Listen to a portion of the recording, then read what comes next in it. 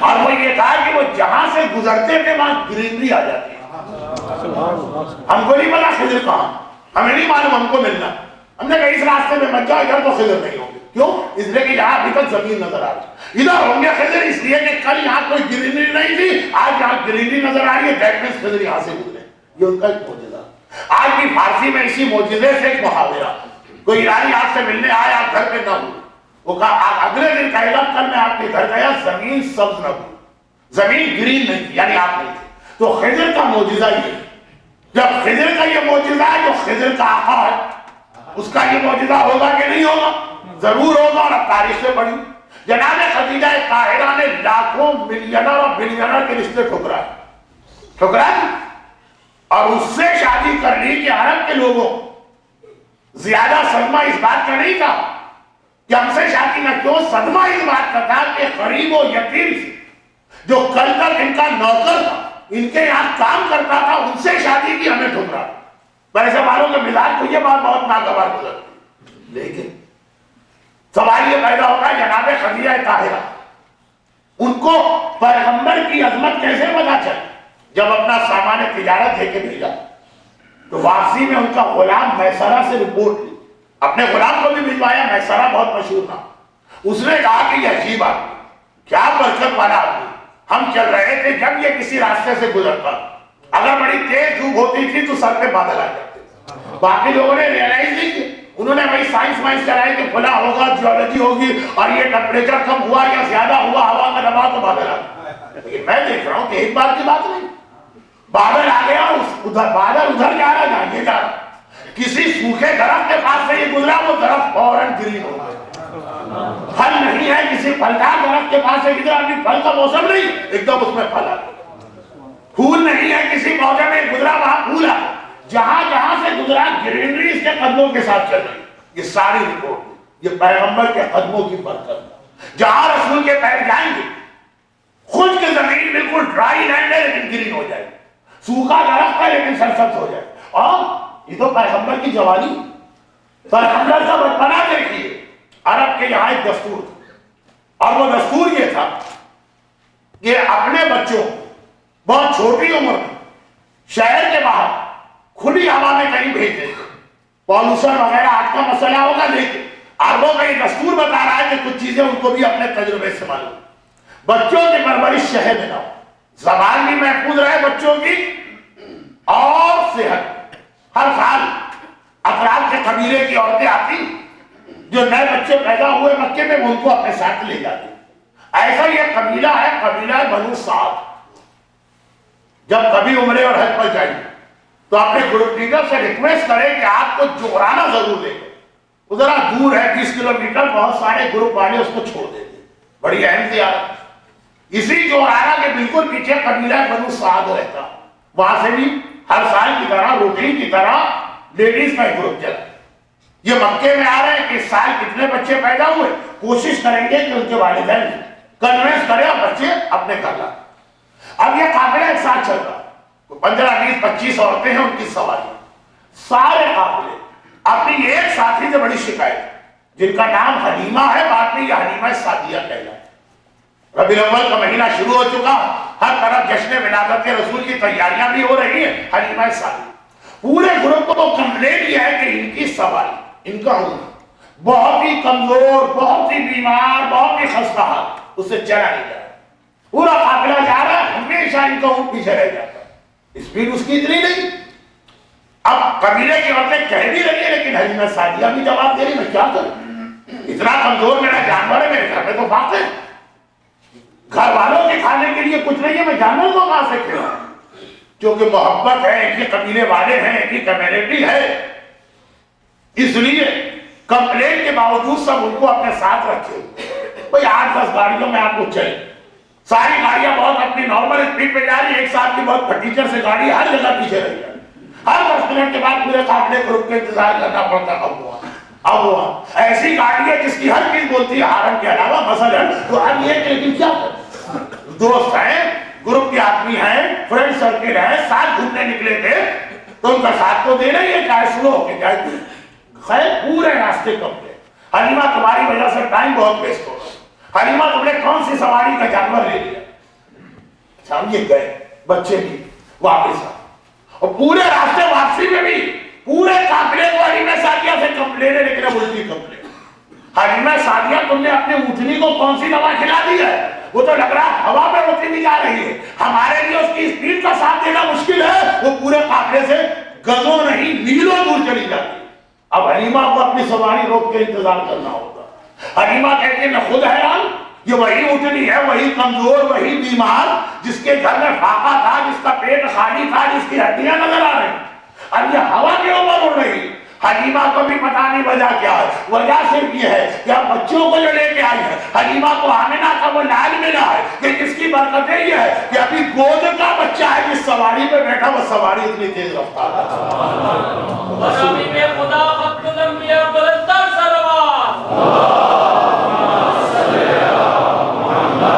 بات کہیں گے کہ مولانا کہاں سے کھائے چلے گا؟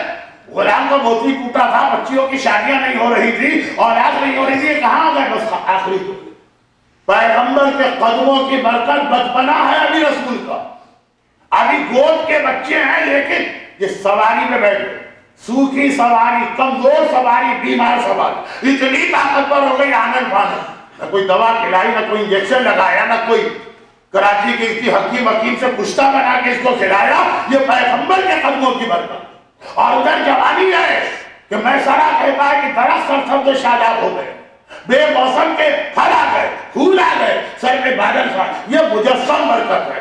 اگر کسی طرح اللہ کا رسول آپ کے گھر میں آ جائے، سمجھیے اب نہ صحت مسئلہ، نہ روزگار مسئلہ، نہ قرض مسئلہ، نہ شادیاں مسئلہ، نہ اولاد مسئلہ، سر سے پیر تک برکت ہی برکت آپ کے گھر میں آئی۔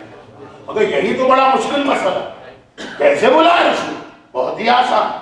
آپ نے کہا بہت مشکل، میں کہتا بہت آسان، اور وہ اتنا آسان اس لیے، اتنا آسان اس لیے کہ جہاں فاطمہ جاتی ہے رسول بھی وہاں پہنچتا، اور جس گھر میں حسین کا تذکرہ عزاداری کی شکل میں ہوگا، جہاں پہ حسین کا نام لیا جاتا، حسین کا بیٹا سجاد بھی آتا ہے، حسین کی ماں فاطمہ بھی آتی ہے، سجاد ممبر کے قریب بیٹھتا ہے، فاطمہ وہاں بیٹھتی ہے جہاں عزاداروں نے جیتے ہوگا، اور جس گھر میں سجاد و فاطمہ آ جائیں، اور جہاں فاطمہ جائے گی وہاں فاطمہ کا بابا جائے گا، اس سے زیادہ برکت کہاں ہے؟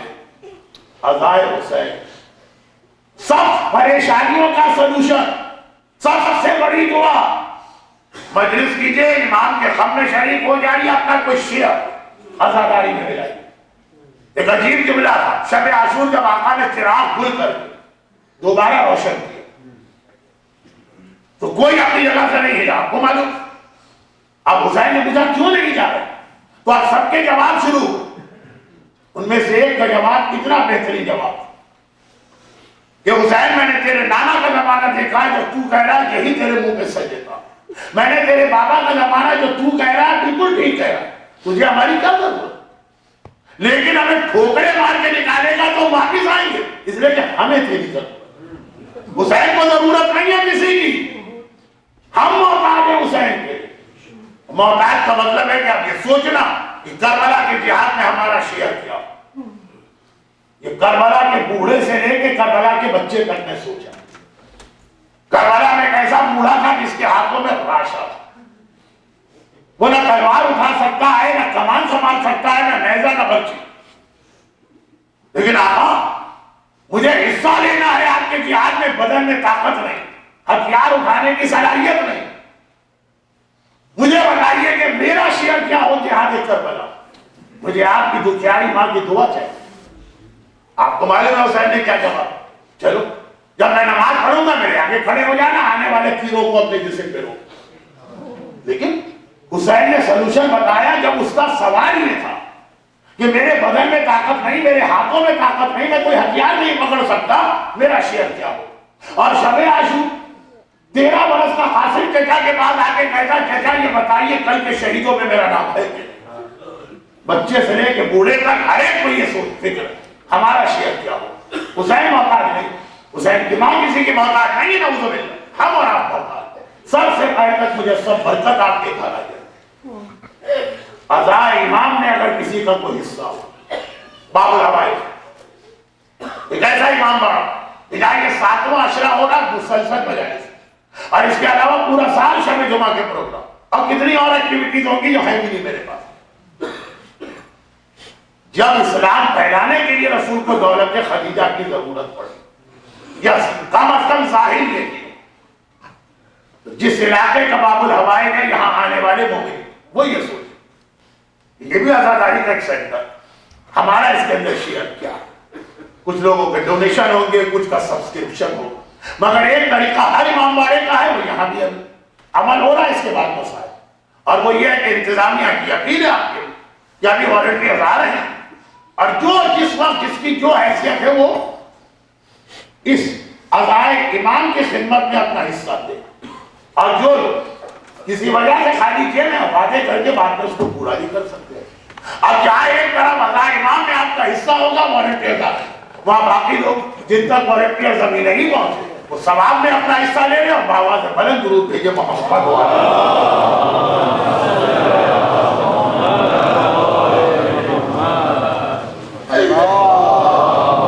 ابھی تو آپ لوگوں میں بڑا جوش تھا کہ جب دعائیں بتائی جا رہی ایک دم ٹھنڈا کیسے ہو گیا؟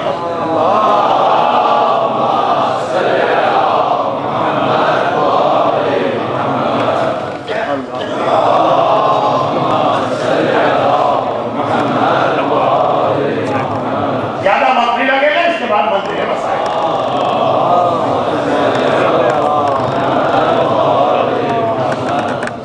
سیٹرڈے اور سنڈے کلاس نہیں ہے، صبح سے آپ مجلسوں میں، آج بھی آپ تھک گئے، کل اس سے زیادہ مجلسیں ہیں، آج بھی تھک گئے، اور میں تو خیر پڑھ ہی رہا ہوں، ہر چیز کا مجھے احساس ہے، اس میں بالکل میں منزل مسائل پر موجود، بس یہ فریضہ ادا ہو جائے تاکہ آپ حضرات کی ثواب میں محرومی نہ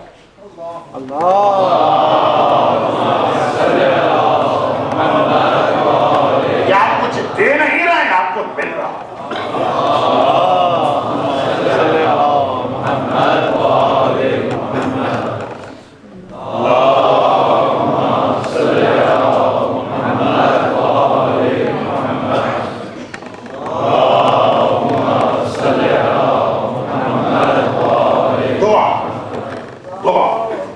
ایک ایسی بڑی عبادت کہ میدان کربلا ہمیں باقی تمام پیغامات کے علاوہ دعا کا پیغام بھی کس حالت میں ملا،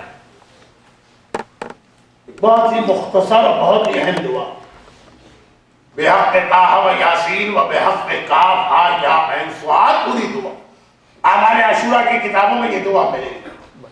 Karbala complete code of life, ایک ایسا آپ کے سامنے ماڈل ہے کربلا، زندگی کے ہر مسئلے کا حل کربلا میں دیا، جس میں جب آقا حسین آخری رخصت کے اپنے وارث جو میری مجلس کے شروع میں شاعر محترم سلطان صاحب امام زمانہ سے سوال کر رہے تھے کہ مولا آپ کا قائم مقام کو، یہی سوال کربلا میں بھی ہوا، مولا کے بعد قائم مقام کو، حسین یہ بتانے کے لیے سجاد کے خیمے میں ایک مرتبہ پہلے سجاد کو ایک دعا بتا، بحق طٰ و یاسین بحق کاف ہا یا عین صاد، جاؤ اور ہمارے شیعوں کو یہ پیغام دے کہ جب بھی کوئی مشکل و پریشانی پیش آئے یہ دعا پڑھے۔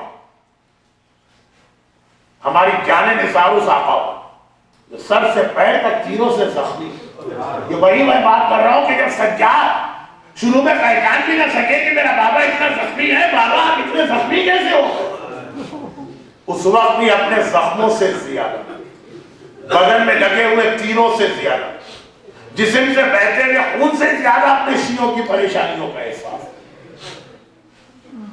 سجاد میرے شیعوں سے یہ کہہ دینا کہ جب کوئی پریشانی ہو عصر عاشور کا تحفہ حسین آپ کو بھجوا ہے۔ دیکھیے وہ درخواست بھی حسین نے بعد میں کی، نعوذ باللہ، آقا کے لیے لفظ درخواست، لیکن خود آقا نے کہا، اس لیے دوہرا رہا، آپ حضرات سے وہ درخواست بھی آقا نے بعد میں کی کہ اے میرے شیعوں جب کبھی ٹھنڈا پانی پینا تو میری پیاس کو یاد رکھنا، اور جب کبھی کسی مسافر کی موت کی خبر پانا تو اس غریب الوطن کو یاد رکھنا، اور ذرا یہ سوچنا کہ میں اپنے ششماہے کو پانی پلانے لے گیا 3 بار غدیر تھا، وہ فریاد بھی بعد میں کی، پہلے آپ کو دعا، پہلے آپ کا مسئلہ حسین حل کرے گا، پھر اپنے اصغر کو یاد دلائے گا، پہلے آپ کی پریشانی کو حسین یاد کرے گا، پھر اپنی پیاس کا ذکر کرے گا، پہلے آپ کے پرابلم کا سلوشن دے گا، پھر غریب الوطن کی موت کا ذکر کرے گا۔ اللہ اللہ ہماری جانیں نثار صاحب واقعہ یہ تاریخ میں ہے کہ لوگوں نے اپنے بیٹے اور اولاد بیچ کر عزاداری کے سلسلے کو قائم رکھا، تو ایسا ہی وہ مہربان آتا، اور یہ نصیحت کرنا خود اس سوال کا ہی ڈائریکٹ جواب ہے کہ مولا آپ کے بعد آپ کا قائم مقام کون؟ قائم مقام وہی ہوتا ہے جسے وصیتیں کی جاتی، قائم مقام وہی ہوتا ہے جسے امانتیں دی جاتی۔ خود دیکھ لو میرا قائم مقام کون ہوگا؟ یہ حسین نے پیغام دیا دعا کے ذریعے، اور یہ پیغام میں کسی خاص وجہ سے مسائل کو اس نقطے پہ لا رہا ہوں، اب وجہ بیان کرنے کا آج وقت نہیں ہے، انشاءاللہ ایک دو دن میں اس کا تذکرہ ہو، ایک خاص وجہ، اور یہی قائم مقام کون ہے؟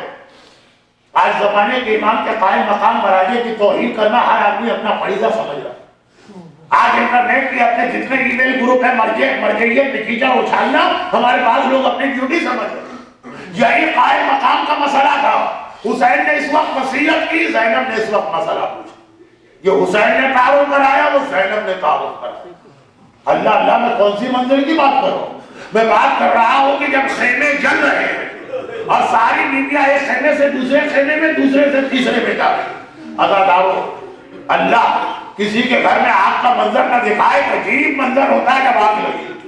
18واں خیمہ جب جل رہا ہے، ساری بیویاں اب آخری خیمے میں اب کہاں جائیں؟ اپنی مرضی کسی نے نہ چلائی، کہا شہزادی زینب آپ بتائیے ہماری ذمہ داری کیا؟ یہ علی کی بیٹی عالمہ خیر معلمہ، اس کو کسی سے پوچھنے کی اور علم لینے کی ضرورت نہیں، مگر قائم مقامی کے مسئلے کو حل کرنا ہے۔ ایک بات کہا بیویوں، اب میرا بیٹا سجاد امام وقت ہے، میں پہلے اپنے بیٹے سجاد سے پوچھوں گی پھر جواب دو۔ شان کا ہلایا سجاد بیٹا آنکھیں کھولو، تمہاری پھوپھی تمہاری امامت میں پہلا مسئلہ پوچھنے آئی۔ مقاتل میں لکھا ہے سجاد نے آنکھیں کھولی اور اچانک آنکھیں بند کر لی، فوراً آنکھیں بند کر لی۔ مولا آخر آپ نے آنکھیں کیوں بند کر لی؟ جواب ملے گا، سجاد نے زندگی میں کبھی زینب کو کھلے سر نہیں، زندگی میں پہلا موقع ہے کہ زینب چادر چھن چکی ہے، چادر لٹ چکی ہے۔ سجاد سگا بھتیجا ہے، مگر کبھی پھوپھی زینب کے بالوں کو نہیں دیکھا تھا، کبھی کھلے سر کو نہ دیکھا تھا، میں اختیار آگے بند کر لی۔ لیکن مسئلے کا جواب دینا ضروری ہے، قائم مقام ہے۔ کہا پھوپھی اماں علیکن بالصحرا، اب آپ پر پردہ ساقط ہے، اب آپ جنگل میں نکل جائیے، اور لٹے ہوئے گھر کو لے کے زینب آخری خیمے سے نکلے۔ مگر عزاداروں کیسے نکلی؟ یہ بھی تو سنتے چلو نا۔ کربلا کے واقعے کے بعد ایک بار شہر مدینہ میں کسی نے پوچھا تھا سجاد مولا آخری خیمے سے آپ کا گھرانہ کیسے باہر نکلا تھا؟ مولا سجاد کے ہاتھ میں تسبیح ہے، کہا اگر یہ تسبیح ٹوٹ جائے تو دانے کس طرح بکھر جاتے۔ میدان کربلا میں نبی زادے بکھر کے رہ گئے، میدان کربلا میں امام زادے بکھر کے رہ گئے، کوئی بچہ ادھر ہے کوئی بچہ ادھر ہے، اور کربلا میں اندھیرا، شام غریبہ کا عجیب اندھیرا، جہاں ہر طرف اندھیرا ہے، زینب جہاں کھڑی ہے وہاں روشنی ہے۔ کیا کسی غیرت مند مسلمان کو خیال آ گئے اور اس نے آ کر کہا شہزادی آپ کے ساتھ ننھے ننھے بچے ہیں، اندھیرے میں ڈر نہ جا، کچھ چراغ لے کے آیا؟ یہ چراغ کی روشنی نہیں ہے، یہ جلتے ہوئے خیموں کی روشنی ہے جس میں علی کی بیٹی اپنے لٹے گھر کو جمع کر رہی ہے۔ ہمارا سلام اس زینب کبریٰ جو کبھی دن کی روشنی شہر کے اندر بھی بغیر محرم مرد کے گھر سے باہر نہ نکلے، اب دن نہیں ہے رات ہے، شہر نہیں جنگل ہے، اور کوئی مرد نہیں ہے مگر زینب جو عصر عاشور تک زینب تھی، عصر عاشور کے بعد زینب زینب نہ رہی، کبھی حسین بنی، کبھی عباس بنی، کبھی اکبر بنی، لوٹے ہوئے گھر کو سنبھالا۔ ایک بار کہا کلثوم جب خیمے چلے اور گھوڑے دوڑے تو بچے گھبرا گھبرا کے بکھر گئے، اور ان بچوں کو جمع کیا جائے۔ علی اور فاطمہ کی بیٹیاں بغیر مرد کے رات کے اندھیرے میں کربلا کے جنگل میں بچوں کو جمع کر رہی ہیں، روتے ہوئے بچوں کو لائیں، سوتے ہوئے بچوں کو لائیں۔ ایک جھاڑی کے نیچے جو ننھے ننھے بچے ایک دوسرے کی گلے میں باہیں ڈالے لیتے ہوئے، زینب نے کہا کلثوم بہن آہستہ چلو، لگ رہا ہے کہ بڑی گہری نیند سو رہے ہیں، ایک بار آنکھ کھل گئی دوبارہ نیند نہیں آئے گی۔ مگر قریب آئی دونوں بہنیں تو دیکھا یہ سوتے ہوئے بچے نہیں ہیں، دو ننھے ننھے لاشیں ہیں، لاشیں، دونوں کے سینے پہ گھوڑوں کی ٹانگوں کے نشان ہیں۔ جب گھوڑے دوڑے تھے یہ بچے ان کی لپیٹ میں آ گئے، اولاد یقین آئے زینب۔ ایک بات تھا کلثوم بہن، گھبرانا نہیں، گھبرانا نہیں، اگر کوئی نہ رہا تو لاشیں ہم اٹھائیں گے، ایک لاشا تم اٹھاؤ، ایک لاشا میں اٹھاتی ہوں۔ علی اور فاطمہ کی بیٹیاں جھکی، ایک لاشا کلثوم کے ہاتھ میں ہے، ایک لاشا زینب کے ہاتھ میں ہے۔ اب زینب کا دل بھر آیا، ایک مرتبہ چاروں طرف دیکھا، قرآن کو دیکھ کے آواز دی، عباس میرا بھیا، عباس آئے عباس، تو نہ رہا تو وقت آ گیا، تیری بہنوں کو لاشیں اٹھانا پڑ رہے ہیں، آئے میرا عباس۔ خدا بندہ زینب نے جس عباس کو میدان کربلا شام غریبہ پکارا، اسی باب الحوائج عباس کا واسطہ علی اور فاطمہ کی وارث زینب کبریٰ اور ام کلثوم کا واسطہ پروردگارہ جتنے مومنین اور مومنات آج کی مجلس میں، ان کو اور ان کے گھروں، ان کے گھر والوں اور ان کی اولادوں، ان کے روزگار کے ذرائع کو ہر آفت و پریشانی سے محفوظ فرماؤ۔ پروردگارہ آج بھی دنیا میں کتنے محبان اہل بیت یہی کربلا کی آزاداری کی وجہ سے دشمنوں کا نشانہ بن گئے، خاص طور پر ہندو پارا چنار اور ڈیائی خان پر مومنین کرام پہ ظلم ڈھانے والے تمام ظالموں کو نیست و نابود فرما۔ پروردگارہ یہ صدائے گریہ اور ماتم جو اس سزا خانے کی دیواروں کو ہلا رہی تھی، خدا بن جائے مومنین کی صدائے گریہ کا واسطہ ان کی جتنی دعائیں، جتنی تمنائیں، جتنی حاجتیں سب کو فوراً قبول فرما۔ خاص طور پر آج کی مجلس میں جو لوگ ہیں ان کے خاندان کے تمام مرحوم کل اموات مومنین و مومنات و شہداء ملت، ان سب کو اہل بیت اطہار سے ملا فرما، ہمارے بیماروں کو شفا کاملہ عطا فرما۔ خدا بندہ حسین کے بچوں کی بھوک اور پیاس کا واسطہ کسی مومن اور مومنہ کو خصوصاً جو یہاں پہ موجود ہیں روزگار کی کسی پریشانی میں مبتلا نہ فرما۔ خدا بندہ اپنے اولادوں کو صاحب اولاد بناؤ، صاحبان اولاد کی اولاد کی حفاظت فرما، ہم سب کو سیرت اہل بیت پہ چلنے کی توفیق عطا فرما، اور ان مظالم کہ انتقام کے لیے جو پتھر کو پگھلا کے پانی کر دے، خدا بندہ ان مظالم کے انتقام کے لیے وارث حسین ابن علی اپنی آخری حجت امام زمانہ کے ظہور میں تعجیل۔ حسبنا اللہ ونعم الوکیل، نعم المولا ونعم النصیر، وأعوذ باللہ من الشیطان اللعین الرجیم، بسم اللہ الرحمن الرحیم، الحمد للہ رب العالمین، والصلاة والسلام علی سید المرسلین، سیدنا و مولانا ابی القاسم محمد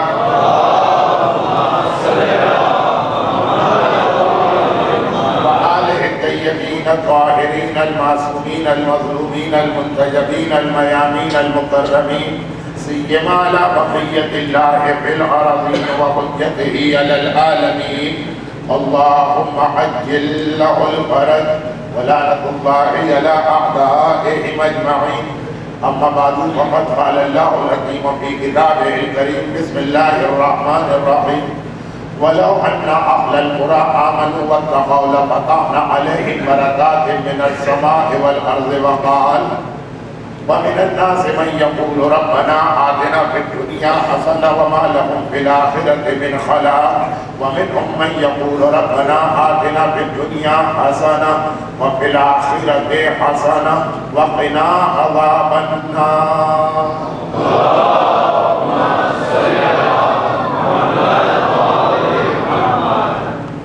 باب الفوائد میں 1430 ہجری کے اس 7ویں اور ایام اضحیٰ کے آخری عشرے کا عنوان دعا نہیں۔ آج مسلسل چوتھی گفتگو دعا ہی کے حوالے سے کرنا پڑ رہی ہے، لیکن اس عشرے کا عنوان دعا نہیں۔ اس عشرے کا عنوان خود بخود اس لیے ہمیشہ طے ہو جاتا، یہ آخری مجلس اس امام معصوم کے لیے ہوتی عشرے کی، جس امام معصوم مرجعیت کے نظام کو بنا کے ہمارے حوالے کیا، اور اس کے بعد کی تو محفل ہوتی وہ اس امام معصوم کی امامت کا آغاز ہے جس نے اپنی امامت غیبت کے حوالے سے اب امت کو، اپنے شیعوں کو، اپنے چاہنے والوں کو مراجع کی کسٹڈی اور حفاظت میں دیا۔ اب یہ آخری دو تقاریب، ایک مجلس اور ایک 9 ربیع الاول کا جشن، مرجعیت کے اس سسٹم کو اتنا اہم بنا دیتا کہ خود بخود اس عشرے کی تقاریر کا عنوان یہی نظام مرجعیت بن جاتا۔ اور یاد رکھیے کہ جب کبھی دنیا میں کوئی ان یوزول چیز نظر آئے تو آدمی کے کان کھڑے ہونا چاہیے، چاہے وہ حالات کے تحت، جیسے ابھی آپ محترم سبتائی صاحب کے کلام میں سن رہے کہ کہیں یہ ظہور کی نشانی تو نہیں ہے کہ جو دنیا میں جگہ جگہ ایک کربلا بپا ہو رہی، کوئی ان یوزول چیز، اور چاہے جملہ میں دوبارہ دوہرا، کوئی ان یوزول چیز، چاہے وہ حالات زمانہ اور دنیا کے حوالے سے ہو، چاہے انسان کے اپنے بدن میں، جس میں انسانی میں جب کبھی کوئی ان یوزول چیز واقع ہوتی یا الارمنگ ہوتی ہے، فوراً جائیے، چیک اپ کرائیے، کنسلٹ کیجیے، ڈاکٹر سے مشورہ کیجیے۔ تو مرجعیت ایک ایسا انسٹیٹیوشن ہے کہ جو آج کو بنا نہیں، 1200 سال سے ہمارے پاس یہ ہے، اس کے حامی بھی ہے، اس کے مخالف بھی، اس کو ماننے والے بھی ہیں، اس کو کریٹیسائز کرنے والے بھی ہیں، لیکن اچانک گزشتہ 15-20 سال میں ان یوزول مخالفت شروع ہو گئی، اور کوئی نہ کوئی بہانہ بنا کر اس کے حوالے سے عوام کے ذہنوں کو پریشان کیا جاتا ہے، چاہے کبھی وہ حوالہ چاند کا چاند، چاہے وہ حوالہ خمس کا ہو، کہا جاتی ہے ہماری رسم، مراجع کرام کا گزارا کس بات پہ ہو رہا، چاہے وہ حوالہ شریعت میں ایسی دخل اندازی کا ہو۔ میں بہت بڑی ایک ایشو کو شروع کرنے والی بات کہہ رہا ہوں، لیکن ابھی میرا اعلان نامکمل ہے، چاہے وہ حوالہ چاند کا ہو، ان یوزول کریٹیسزم، خمس ان یوزول کریٹیسزم، حتیٰ جو چیزیں طے شدہ ہیں 1200 سال سے بلکہ 1400 سال سے، چاند کے حوالے سے لوگ ایک ہی اعتراض مراجع میں کرتے ہیں کہ اس سے پہلے تو ایسا نہیں ہوتا، ہم کو پتہ ہی نہیں کہ اس سے پہلے کیا ہوتا، کتنے لوگوں کو پتہ ہے اس سے پہلے کیا ہوتا، بڑے آرام سے کہہ دیا اس سے پہلے تو ایسا نہیں ہوتا۔ مرجع پہ اعتراض کی بات آئی تو کہا کہ جو اس سے پہلے نہیں ہوتا تھا 2 عیدیں کم ہوئی، اب کیوں ہو رہی؟ اور اگر کوئی گروہ نکل کر اس عظیم ترین عبادت کے اندر دخل دے رہا جو طے شدہ بات ہے کہ اس سے پہلے نہیں ہوتی تھی وہی باتیں، اس میں کوئی کچھ نہیں بول رہا بلکہ سمجھا جا رہا ہے کہ بہت اچھا کام کر رہے ہیں۔ یعنی نماز کے اندر شہادت ثالثہ کا ایشو، بھائی ہمارے بزرگوں نے نماز پڑھی، ہمارے دادا نے، پردادا نے، سکڑ دادا نے، ہر نماز کی ہر کتاب اردو میں، گجراتی میں، انگریزی میں، فارسی میں، عربی میں سب موجود، یا 1400 سال سے ہمارے سارے بزرگوں کی نمازیں غلط، اور آج کسی میں یہ انکشاف ہوا کہ یہ تشہد اس طرح کا جو پڑھا جاتا ہے یہ انکمپلیٹ اور نامکمل یہ ہونا چاہیے، سب خاموش بیٹھے، کسی کو اعتراض نہیں، بات کرنے والا چاہے جاہل مطلق نہیں کیوں نہ ہو، اور چاند کا مسئلہ آتا ہے پتہ بھی نہیں کہ پہلے کیا ہوتا تھا، چاند کے مسئلے میں سمجھتا رہا کہ اس مسئلے کا بہت گہرا تعلق آج کل کے فاسٹ کمیونیکیشن سے ہو گیا۔ پہلے اگر ہم اپنے شہر میں رہتے تھے ہم کو معلوم ہی نہیں ہوتا تھا کہ لندن میں کیا ہوا، اس لیے آپ کو یہ لگتا تھا کہ پہلے یہ نہیں ہوتا، لیکن نماز کا تو اس سے کوئی تعلق نہیں ہے نا کہ موبائل اور انٹرنیٹ اور پتہ نہیں کیا کیا فضول نکام کی چیزیں اتنی تیزی سے آگے بڑھ گئی۔ کوئی بھی ایسا موقع کہ مرجعیت پر اعتراض ہو جائے اسے لوگ ہاتھ سے نہیں جانے دیتے، یہ ان یوزول کریٹیسزم، یوزول کریٹیسزم ہمیشہ رہا، لازمی چیز، کان کھڑے ہونے چاہیے، یہ ایسا تو نہیں ہے۔ خود اب ایک اور مصرع کربلا کا فکر جنہیں ناگوار گزر رہا ہے تو دل میں خیال آ رہا ہے کہ کہیں وہ اس کے پیچھے خود تو وہ لوگ نہیں جنہیں یہ ذکر ناگوار گزر رہا. تو جب ہمارے سامنے یہ انیوژل بات آ رہی تو ایسا تو نہیں ہے کہ مرجعیت کے خلاف یہ عام مومنین کے اپنے جذبات نہ ہو بلکہ پیچھے کوئی ہوا دینے والا اور اسپرائٹ کرنے والا. یہ والی چیز اصل عنوان. اب یہ عنوان گیا تھا, آج چوتھی مجلس ہو گئی ہے, صرف عنوان کا اعلان کرنے کی خاطر میں نے یہ بات کہی. یہ آخری 2 مجلسوں میں کھل کے بات ہوگی. جمعرات کی مجلس ہے, جمعے کی محفل. لیکن دعا کے حوالے سے بات چھڑ کیوں گئی؟ منگل یا بدھ, ٹیوزڈے یا ویڈنسڈے, ان مجالس میں جا کر دعا کا ربط بنے گا, سلسلہ جڑے گا, ایک کنیکشن پیدا ہوگا دعا کا مرجعیت سے. یہ ہمارا اصل عنوان ہی بتانا تھا. لیکن جو عنوان اس وقت تمہید کے طور پہ چھڑ گئے, دعا, مومنین کرام کے پرابلم پہ پرابلم پہ پرابلم پہ پرابلم سامنے آتے ہیں, تو موضوع بڑھتا چلا گیا. اس کے حوالے سے 4 چھوٹی سی باتیں ابھی باقی. پہلی بات یہ بھی آخری مجلس یعنی جمعرات کی مجلس میں ہو, جمعے کو محفل, اور وہ یہ کہ اسلام نے دعائیں بتائیں, معصومین نے دعائیں بتائیں, ہم دین کے طالب علم اس کو آج تک پہنچا رہے ہیں, لیکن ہمیں بھی پتا, امام نے بھی بتایا, قرآن نے بھی گواہی دی, اس سے تمہارے سارے پرابلم سالو ہوں گے نہیں. کسے دعا سے نہیں, دعا نہیں, ایک دعا پڑھی پرابلم سالو ہو گیا, اگلے دن نیا مسئلہ پیدا ہو, اور اس کو تم نے سالو کرایا, 2 دن بعد کوئی نیا مسئلہ ہو. روزی کی پریشانی ہے, کوئی بہت اسٹرانگ دعا پڑھ لی, روزی کا مسئلہ حل ہو گیا, صحت کا مسئلہ پیدا ہو جائے. اب صحت کے مسئلے میں کئی مہینے پریشان رہے, راتوں کی نیند اڑ گئی, گھبراہٹ, دعا بتائی, مسئلہ حل ہو گیا. اولاد کا مسئلہ پیدا ہو جائے, اولاد کے مسئلے میں 4-6 مہینے خوب پریشان رہے, یہ دعا وہ دعا, یہ دعا وہ ہوا, وہ دعا, مسئلہ حل ہوا. کسی کا حسد اور دشمنی کا مسئلہ حل نہیں ہوگا. جو چیز ہندوستان اور پاکستان کے ذرا پرانے مزاج کے لوگ, ہم جیسے آؤٹ ڈیٹڈ لوگ, کبھی کبھار آج کی میڈیکل سائنس کے بارے میں کہتے ہیں کہ یہ کیا پرابلم سالو کرتی ہے, ایک بیماری کا حل نکالتی ہے تو 4 نئی بیماریاں پیدا کر دیتی ہے, اور ان کا حل نکالا تو سائیڈ افیکٹ کے نام سے 15 اور بیماریاں آ گئی. وہ پرانے زمانے کے آؤٹ ڈیٹڈ ہمارے جیسے کمیانوسی لوگ یہی تو کہتے رہتے. دعا کے حوالے سے بھی ایک اصول یاد ہے, دعائیں بتائی جائیں گی, آپ کے پرابلم سالو ہوں گے, پھر کوئی نیا پرابلم آئے. دعا بتائی جائے گی, وہ سالو ہوگا, پھر کوئی نیا پرابلم آئے. ایک سوال آپ کے ذہن میں آئے گا کہ بھائی کوئی ایسا طریقہ ہے کہ ایک بار یہ چیپٹر ہی کلوز ہو جائے. جی ہے, وہ جمعرات کا موضوع, تھرسڈے شب جمعہ. یہ 4 چھوٹی چھوٹی باتیں آپ کو یاد رکھنا.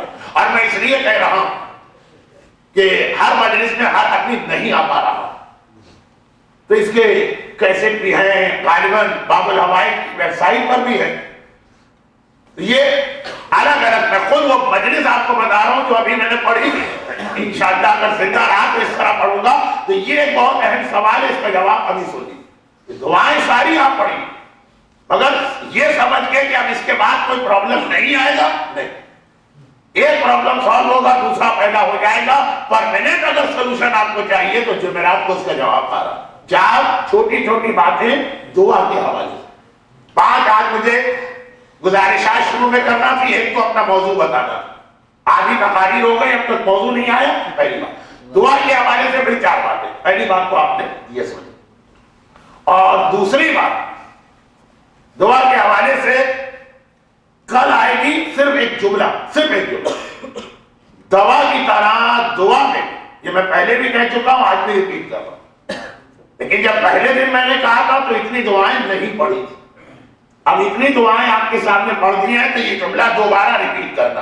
اس کا جواب آج نہیں آ رہا, جواب کل آئے گا یا پرسوں. اور وہ یہ ہے کہ دوا کی طرح دعا میں بھی اوور ڈوز ہو جاتا ہے. ہر دعا سن کے فوراً دوڑ مت پڑھیے اس کو پڑھنے کے لیے. اپنا پرابلم دیکھی, دعا کی کیٹیگری سنی. کبھی میں کہہ دیتا ہوں کہ یہ نارمل دعا, پھر کہتا ہوں کہ یہ دعا بہت اسٹرانگ دعا, پھر کہتا ہوں یہ دعا اس وقت کی ہے کہ جب گویا چھری گلے پہ آ جائے. وہ اپنے پرابلم کو آپ خود سمجھیے اور اس کے اعتبار سے. لیکن ان شارٹ ایک ہی مسئلے کی جو مختلف دعائیں بتائی جا رہی ہیں اس میں خیال یہ رکھنا ہے کہ اوور ڈوز نہیں ہونا چاہیے. اب اوور ڈوز کہتے ہیں کسے؟ یہ انشاءاللہ کل اور پرسوں لے کے یہ بتانا ضروری ہے. دو باتیں، چار میں سے دعا کے بارے میں دو باتیں ہوں.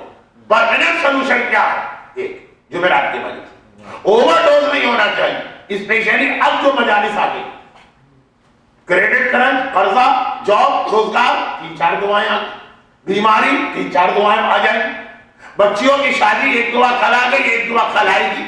تو اب 3-4 جب دعائیں آپ کے پاس ہوں تو چوائس کا مسئلہ ہوتا ہے، لوگ سب اختیار کر لیں گے. وہ نہیں، اوور ڈوز ہو جائے اور اوور ڈوز کی مزید تشریح کریں.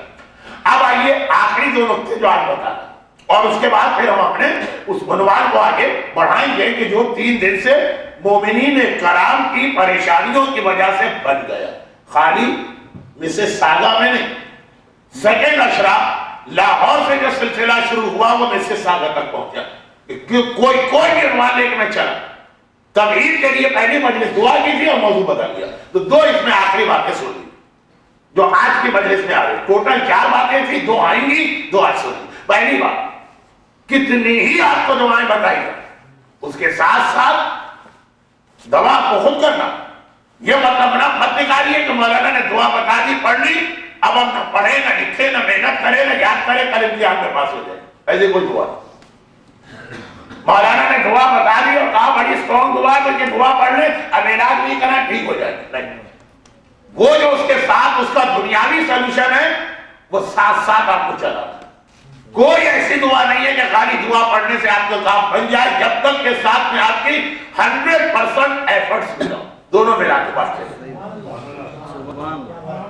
یہ کیونکہ کچھ دعائیں میں اس انداز سے بتا رہا ہوں کہ ذہن میں یہ کنسپٹ بن رہا کہ یہ دعا ایک معجزہ ہے، تو معجزے کے اندر تو کچھ نہیں کرنا ہوتا. ایک اشارہ کیا امام نے اور مسئلہ حل ہو گیا. تو جو لفظ معجزہ میں کہہ رہا ہوں وہ اردو زبان والا ہے، یعنی ایسا سلوشن نکلے گا کہ آپ کی عقل حیران ہو جائے گی، لیکن آپ کو کوشش ساتھ میں کرنا. اللہ، امام، رسول، قرآن، ان کی بتائی ہوئی دعا ہے. اب ہمیں کیا ضرورت کوشش کرنے کی؟ آپ یقین بھی نہیں کریں گے، لیکن سچا واقعہ. گھر کے میں ممبر سے 25 دفعہ پڑھ چکا ہوں، لیکن مسز ساگا میں چونکہ عشرے کا سلسلہ یہ صرف میری زندگی کا دوسرا موقع، اس لیے اس کو بہت مختصر ریپیٹ کرتا ہوں. یہ ہندوستان کے صوبہ بہار کے کسی چھوٹے سے گاؤں کا واقعہ نہیں. یا آپ مذاق اڑائے کہ ایسے لوگ تو وہاں ہوں،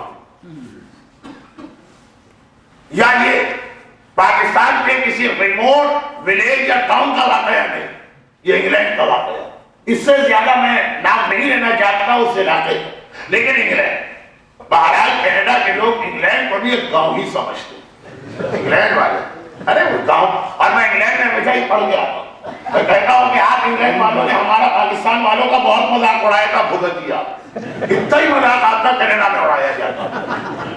ابھی ادارہ جعفریہ کی ساری مجلسیں ویب سائٹ پر ہے. میں نے لوگوں سے کہا اور یہی آپ سے بھی کہہ رہا ہوں، فوق کل ذی علم علیم. ہر چیز پر اس سے بڑی ایک چیز ہوتی ہے. اگر آپ کا وہ حقارت کا انداز رہا ہے پاکستان، ارے انڈیا، ارے ایران، یہ کیا چیمپئن تو ہم ہیں دنیا کے، تو ہر چیز کے اوپر اس سے بڑی ایک چیز آ جاتی ہے. خیر، یہ میری وینسڈے کی مجلس کا ایک چھوٹا سا جملہ. تو آج میں نے بتا دیا کہ منڈے کیا ہے، ٹیوزڈے کیا، وینسڈے کیا، تھرسڈے کیا. تو خیر، پہلے بات بہت پھیل رہی ہے جبکہ کل ورکنگ ڈے، چھٹی کی رات نہیں ہے کہ میں 1.5 گھنٹے آج پڑھوں. چھوٹی سی بات، انگلینڈ کا واقعہ کئی بار میں نے پڑھا، لیکن چونکہ آج دعا کا موضوع بن گیا، آج کا مطلب 4 دن سے، تو اب ذرا دعاؤں کو روک کے پہلے یہ بات یاد دلانا ہے، پھر دعاؤں کے سلسلے کو آگے بڑھایا جائے. ایک مومن آئے میرے پاس، تھوڑا سا یہ واقعہ بھی ریزن بنا کہ اب میں لوگوں سے الگ ملاقات کرنے سے ذرا سا الرجک ہو گیا. 7ویں عشرے میں تو خیر اتنا تھک جاتا ہے آدمی، اور 47+ -18 میں آدمی آتا ہے تو جسم اس کا ایسا ٹوسٹ ہو کے یا ایسا بدل کے رہ جاتا ہے کہ فلو اور ہزاروں مسئلے جو میں ملاقات نہیں کر رہا. اور 2 دن سے 3 دن سے بلکہ 15 دن سے پرابلم ہے کہ ہاتھ میں بہت تکلیف. اب جو لوگ آئیں گے وہ صرف اس لیے آتے ہیں مولانا قلم اٹھائیے اور یہ دعا ہم کو لکھ کے دے. زبان سے سن لیجیے، ہاتھ سے نہ لکھوائیے. اسی لیے میں آج کل ذرا مومنین کرام سے دور ہوں، لیکن ایک ریزن یہ تھی، ٹیمپریچر کا فلکچویشن، جیٹ لیگ، دنیا کے ایک کونے سے دوسرا کونا، اور مسلسل دعائیں لکھتے لکھتے میرے ہاتھ ٹوٹے جا رہے. مگر ایک ریزن یہ واقعہ آئے ایسا، میں نے مجلس میں موضوع کوئی معجزہ اور خدا کی قدرت، اس کے بعد آئے میرے پاس، کہا مولانا میں بہت پریشان ہوں، آپ ذرا سا مجھے ٹائم دے دیں. اس وقت میں لوگوں کو یہ باتیں سن کے ٹائم دے دیتا. ٹھیک، آ جائیے، میں آج کل صبح خالی ہوں، آ جائیے اتنے بجے ہوا. اور آنے کے بعد کہا مولانا میرا مسئلہ یہ کہ میں اپنے باپ کی اکلوتی اولاد، میرا باپ اپنے باپ کی اکلوتی اولاد، ہمارا خاندان بہت مختصر، اور میری اب تک اولاد نہیں ہے، ہمارے خاندان کا نام و نشان مٹنے والا. اب یورپین یا کینیڈین ماحول میں یہ کوئی مسئلہ ہی نہیں، مٹتا تو مٹ جائے خاندان کا نام و نشان. لیکن اسلام کے اعتبار سے بھی اور ہمارے ہسٹری کلچر کے اعتبار سے بھی ایک بڑا مسئلہ. اسی لیے معصومین نے روایتوں کے روایتیں اس مسئلے کے سلوشن میں بتائی ہے. اور اردو زبان میں حضرت علی اکبر کے حال کا جو مرثیہ ہوتا ہے اس میں اولاد کی اہمیت سامنے آتی ہے. حال ہمیشہ وہیں سے ہوتا ہے کہ اولاد کہتے کسے، کتنا بڑا اللہ کا گفٹ ہے. تو ان کے مسئلے کو میں نے بڑا سیریس لیا، اور میں نے کہا کہ بھئی یہ مسئلہ آپ نے بتایا، اس کے لیے تو سلوشن یہ. کہا مولانا یہ دعا تو میں کب سے پڑھوں. اچھا یہ تو میں اس سے بھی پہلے سے پڑھ رہا ہوں. تو یہ کہا یہ بھی میں کر چکا ہوں، کوئی فائدہ نہیں. اچھا وہ یہ بھی کر چکا ہوں، کوئی فائدہ نہیں. جتنی میری لمیٹڈ معلومات، کیونکہ میں دعا کا آمیز کا آدمی ہوں نہیں، لیکن بہرحال اپنے بعض اساتذہ کی جوتیاں سیکھی کی اور کچھ چیزیں ملی. یہ ایک الگ بالکل ڈپارٹمنٹ آف فیلڈ، جتنا میرے پاس ہے میں نے بتا دی. اس میں بعض بڑی اسٹرانگ دعائیں بھی، ناممکن قسم کے واقعات ہو گئے، وہ سب انہوں نے قسم کر چکا ہوں، کوئی فائدہ نہیں ہوا، اولاد پیدا نہیں ہو رہی ہے. تو میں نے پھر ایک جملہ کہا جو شاید ممبر سے کہنا اتنا اچھا نہ ہوتا پاکستان میں، یہاں سب چل جاتا.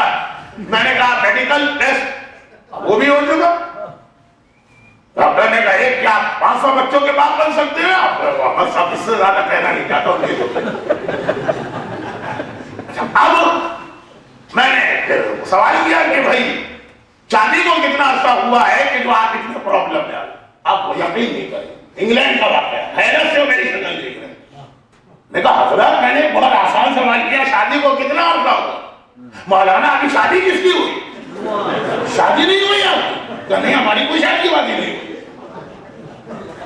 کوئی پارٹنر نہیں، آپ کو کوئی پارٹنر نہیں. میرے ذہن میں پہلا خیال یہی آیا کہ یہ شخص میرا مذاق اڑانے کے لیے آیا. میں نے کہا اللہ کے بندے شادی نہیں ہوئی ہے تو 2 گھنٹے سے میرا ٹائم کیوں ضائع کر رہے ہو؟ تھکا مارا تمہارے مسئلے نے کہ اولاد نہیں ہے، میری شادی نہیں ہوئی. مولانا آپ ہی لوگ کہتے ہیں اللہ ہر شے پہ قدرت رکھتا ہے، کیا اللہ قادر نہیں ہے؟ قادر ہے. کیا حضرت مریم کو بغیر شادی کی اولاد نہیں دی؟ میں نے کہا مریم کا کیس الگ ہے، آپ کا کیس الگ ہے. غصے کے عالم میں پیر پڑکنے میں گئے. مولانا لوگ ممبر سے کچھ اور پریچ کرتے ہیں اور اپنی باتوں میں کچھ اور کہتے ہیں. کسی کو یقین نہیں آتا، لوگ کہتے ہیں مولانا ایسا لگ رہا آپ نے کوئی جوک بنایا ہے. واقعاً اگر غیبت کی بات نہ ہوتی تو میں اس آپ کا نام، پتہ، ٹیلی فون نمبر، سارے کانٹیکٹ آپ کو ممبر سے دے دیں. ایک آدمی بھی یقین نہیں کرتا. کیوں یقین نہیں کرتا؟ کہا مولانا اتنے بھولے بھالے کہاں پائے جاتے کہ شادی نہیں ہو رہی اور کہہ رہا ہے کہ مجھے اولاد چاہیے. اچھا ہماری مرضی ہے بہت ایڈوانس ہوتی. کلوننگ کا مسئلہ 96 میں آیا، پتہ نہیں ڈولی زندہ ہے کہ مر گئی ہو، پہلی بھیڑ جو اسکاٹ لینڈ میں بنی، لیکن 9 مر گئی. اچھا فاتحہ تو نہیں پڑھوائیں گے نا. اچھا تو وہ 96 کا مسئلہ ہے. آئے کراچی میں، اصل میں کراچی میں تھا، اور دنیا یہاں پہنچ گئی. ہمارے مراٹھی کو تو پتہ ہی نہیں ہوگا کہ چیز کیا ہوتی. 56 کی کتاب میں نے کھول کے دکھائی جس میں امام خمینی نے کلوننگ کے پورے مسئلے کو ڈسکس کر کے اس کا فتویٰ دیا ہے کہ کلوننگ نہیں چاہیے. 56 میں نے کہا جب آپ کو نہیں معلوم ہوگا کلوننگ کیا، حوضہ علمیہ سے فتویٰ آ چکا تھا کہ جب کلوننگ ہو تو اس کا حل کیا. ہمارے پتہ ہی نہیں نا پبلک کو کہ مرضی کہتے کسے. چنانچہ اس میں ایک فتویٰ یہ ہے جو ابھی ایک جملہ مذاق کا تھا، یہ فتویٰ ہے.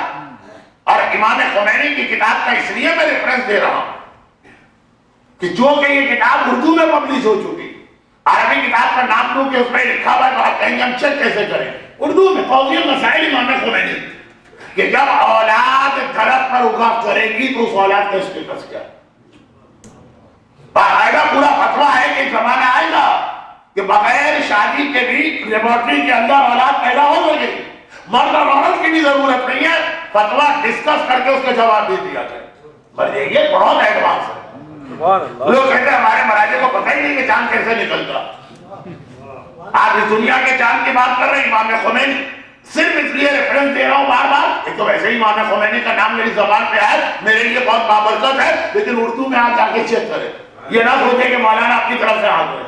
آپ کہتے ہیں مراجع کو پتہ ہی نہیں، امام خمینی جوپیٹر اور سیٹرن کو ڈسکس کیا ہے کہ جن کے 12 14 چاند، کون سے چاند سے عید منائی جائے گی؟ جہاں ایک چاند سے 4 عیدیں ہوتی ہیں، تو جس پلانٹ کے اوپر 15 چاند ہے تو وہاں کو 7 عیدیں ہو جائیں گی۔ پورا ڈسکشن ہے کہ جس کے جوپیٹر کے یا سیٹرن کے 10 سے زیادہ چاند، کون سا چاند کرائٹیریا بنے گا رمضان اور عید کے لیے؟ اور اس زمانے کی یہ کتاب ہے 50-60 کہ جب شاید ہمارے بھی بہت کم پڑھے لکھے لوگوں کو ہی ڈیٹیل پتا، اور لوگ کہتے ہیں مراجع کو یہاں پتا چاند نکلتا کیسے اور ڈوبتا کیسے۔ تو خیر یہ تو ضمنی بات آ گئی۔ اب کرنے کا مقصد تھا ان صاحب نے، میں نے کہا کہ ابھی بچے جنم میں نہیں اٹھتے ہیں کہ آپ کہہ رہے ہیں کہ بغیر بیوی کے مجھے کہیں سے بچہ دلوا دیں، لیکن صحابہ جہاں جہاں میں نے یہ واقعہ پڑھا کسی نے مجھ میں بلیو نہیں کیا۔ کیوں؟ کہا یہ ہو ہی نہیں سکتا کہ اتنا بے وقوف کوئی آدمی۔ تو یہ اصول خالی اولاد کے لیے نہیں ہے، یہ اصول ہر دعا کے لیے رکھیے گا۔ امتحان میں کامیابی کی ایسی کوئی دعا نہیں ہوگی کہ آپ کو لکھنا پڑھنا کچھ نہ پڑے اور کامیاب ہو جائے۔ کریڈٹ کرنٹ کی ایسی کوئی دعا نہیں ہوگی کہ آپ زندگی میں اللے پللے تو وہی کیجیے اور اس کے بعد کہے کوئی دعا بتا دیجیے کہ سارے فرض ادا ہو جائے۔ بیماری کی ایسی کوئی دعا نہیں ہوگی کہ آپ ہر وہ ایڈوائس کی مخالفت کریں جو میڈیکل سائنس دے رہی ہے اور کہے کہ دعا سے مجھے فائدہ ہو جائے۔ یہ اصول اس 4 دن کی تقریر کے بعد ذرا سے یاد دلانا۔ اور اب آئیے چوتھی اور آخری بات، 4 کمینی باتیں مجھے کرنا تھی دعا کے لیے، 2 میں نے صرف اعلان کیا کب ہوگی، تیسری ابھی بتائی، چوتھی اور آخری بات یہ بہت ہے کہ ساری دعائیں آپ کو بتائی جا رہی ہیں اور انشاءاللہ سب کا فائدہ ہوگا بھی، لیکن پہلے والے اعلان کو ایک اور اینگل سے پیش کر رہا ہوں، لیکن پرابلم پھر بھی اس لیے رہیں گے کہ جب تک کہ آپ کاز روٹ کو دور نہیں کرتے۔ اب میں اپنی مثال دے، ساری میں سچی مثالیں دے رہا ہوں۔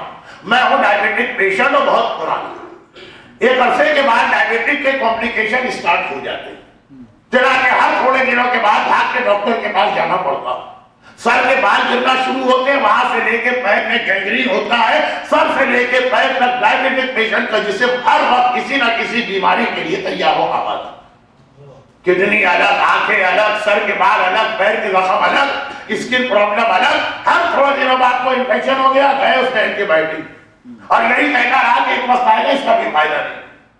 بہرحال ہم تو دوڑ کے جاتے ہیں جب کوئی پرابلم ہوتا، جیسے سفر ہے اتنا پیدل چلنا ہوتا ہے کہ یقیناً پاؤں میں پرابلم ہوگا، کہتا مولانا سمجھ آئیے ورنہ پیر کاٹنا بھی پڑ سکتا۔ اب یہ میں بتاتا ہوں، اب گیا کہا یہ پرابلم ہو گیا، اس نے انفیکشن کے لیے اینٹی بائیوٹک دے دی، علاج کیا، کہا اس سے اس کو فائدہ ہوگا، لیکن مولانا ہم آپ کا علاج کرتے تو رہیں گے جب تک کہ آپ اصل مسئلے پہ قابو نہ پائیں، اپنے شوگر لیول کو کنٹرول نہیں کریں۔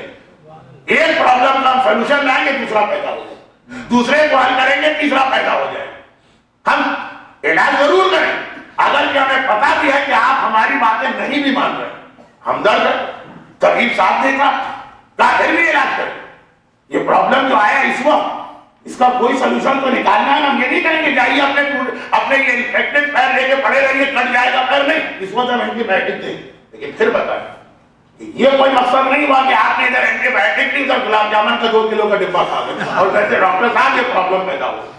کاز روٹ شوگر لیول کو کنٹرول کرنا۔ میں بہت ہی سمپل اپنی مثال اس لیے دے رہا ہوں کہ مجھ پہ گزری، قرآن کہتا کہ تمام پرابلمز کا ایک کاز روٹ ہے، اسے جب تک کہ دور نہیں کرو ایک پرابلم سالو ہو جائے گا اینٹی بائیوٹک دوا کے ذریعے، اینٹی بائیوٹک دعا کے ذریعے، دعا میں بھی اینٹی بائیوٹک ہے بہت اسٹرانگ قسم، دور ہو جائے گا سلوشن۔ اللہ تمہیں تمہارا سلوشن دور بھی کرے۔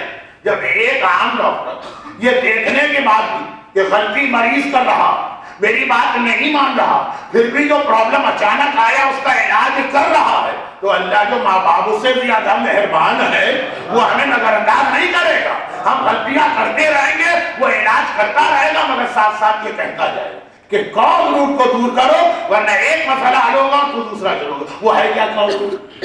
جسمانی بیماریوں میں اپنی مثال میں شوگر کا کنٹرول نہ ہونا، ہر وقت شوگر لیول ہائی۔ اور یہاں کیا، آج میں نے سورہ اعراف کی آیت کی تلاوت کی، وہ وعدے کے مطابق ہر مجلس میں آیت الگ آئی، وَلَوْ أَنَّا أَهْلَ الْقُرَىٰ آمَنُوا وَاتَّقَوْا لَفَتَحْنَا عَلَيْهِمْ بَرَكَاتٍ مِّنَ السَّمَاءِ وَالْأَرْضِ۔ قرآن کہہ رہا ہے سنو، کوئی بھی گاؤں والے، کوئی بھی قریے والے، کوئی بھی ٹاؤن والے، کوئی بھی سٹی والے اگر ایمان لائے اور تقوی اختیار کریں تو ہم ان کے اوپر زمین و آسمان کی برکتوں کے دروازے کھول دیں گے۔ برکتیں ملتی ہیں ایمان اور تقوی سے۔ ایمان الحمدللہ ہر ایک کے پاس ہے، تقوی یہ ہے کاز روٹ۔ جب تک کہ تقوی نہیں آئے گا پرابلم آتے رہیں گے، برکتیں بند رہیں گی۔ لَفَتَحْنَا عَلَيْهِمْ، تقوی آئے گا تو ہم برکتیں کھولیں گے۔ اس کا مطلب تقوی نہیں ہے تو برکتیں بند رہیں گی، برکتیں بند ہے۔ کاز روٹ آپ کا یہ ہے کہ تقوی نہیں ہے، چنانچہ پرابلم پہ پرابلم آئیں گے۔ اللہ طبیب کی طرح سے ہر وقتی پرابلم کا ٹیمپریری ریلیف دے دے گا، لیکن اصل مسئلہ جب تک کہ حل نہیں ہوگا، یہ قرآن کی وہ آیت جس کا میسج موتی ٹوٹ گئے، غلام کی جان نکل گئی، اس آیت میں بھی ہے وَمَن يَتَّقِ اللَّهَ يَجْعَل لَّهُ مَخْرَجًا، جو تقوی اختیار کرتا ہے اللہ اسے روزی دیتا، اللہ اس کے لیے راستہ بناتا ہے۔ اس میں یہ ہوا پازیٹیو وے، ایک میسج تقوی، ایمان و تقوی، لیکن چونکہ ایمان تو آلریڈی ہے، تقوی کی بات کر رہا ہوں۔ اور نیگیٹو وے میں یہی بات، حلال مشکلات، مشکل کشائے کائنات، امیر المومنین علی بن ابی طالب علیہ الصلوۃ والسلام، نیگیٹو وے میں میسج میں نے مولا کی حدیث سے لیا، اس میں قرآن کی آیت لے کے نہیں آ رہا کہ مولا پہ تو کوئی شک کر ہی نہیں سکتا، اور مولا کی بھی کوئی ایسی حدیث نہیں جو آپ کے ہم نے کبھی سنی نہیں، ہر شب جمعہ سنتے دعائیں کو ہے اللہم اغفر لی الذنوب التی تحبس الدعاء، خدا بندہ میرے وہ گناہ معاف کر دے جو دعا کو روک لیتے، اللہم اغفر لی الذنوب التی تنزل البلاء، اور وہ گناہ معاف کر دے جس سے بلائیں نازل ہوتی۔ مولا نے میسج دیا کچھ گناہ ایسے ہیں اس کی وجہ سے تمہارے گھر میں بلا رہی ہے، کچھ گناہ ایسے ہیں جس کی وجہ سے تمہاری دعائیں ٹھکرائی جا رہی ہیں۔ مولانا ہم نے فلاں دعا پڑھنی، نتیجہ کچھ نہ نکل۔ دعائیں کمیل ایوری شب جمعہ آپ کو میسج مل رہا، قرآن نے کہا متقی بنو تو برکتیں ملیں گی، اور امام نے کہا کہ گناہگار بنو گے تو بلائیں بھی گھر میں آئیں گی، دعائیں بھی ٹھکرائی جائیں گی۔ اس سے زیادہ کمپلیٹ میسج آپ کو کیا ملے؟ تو اصل کاز روٹ کو دیکھیے۔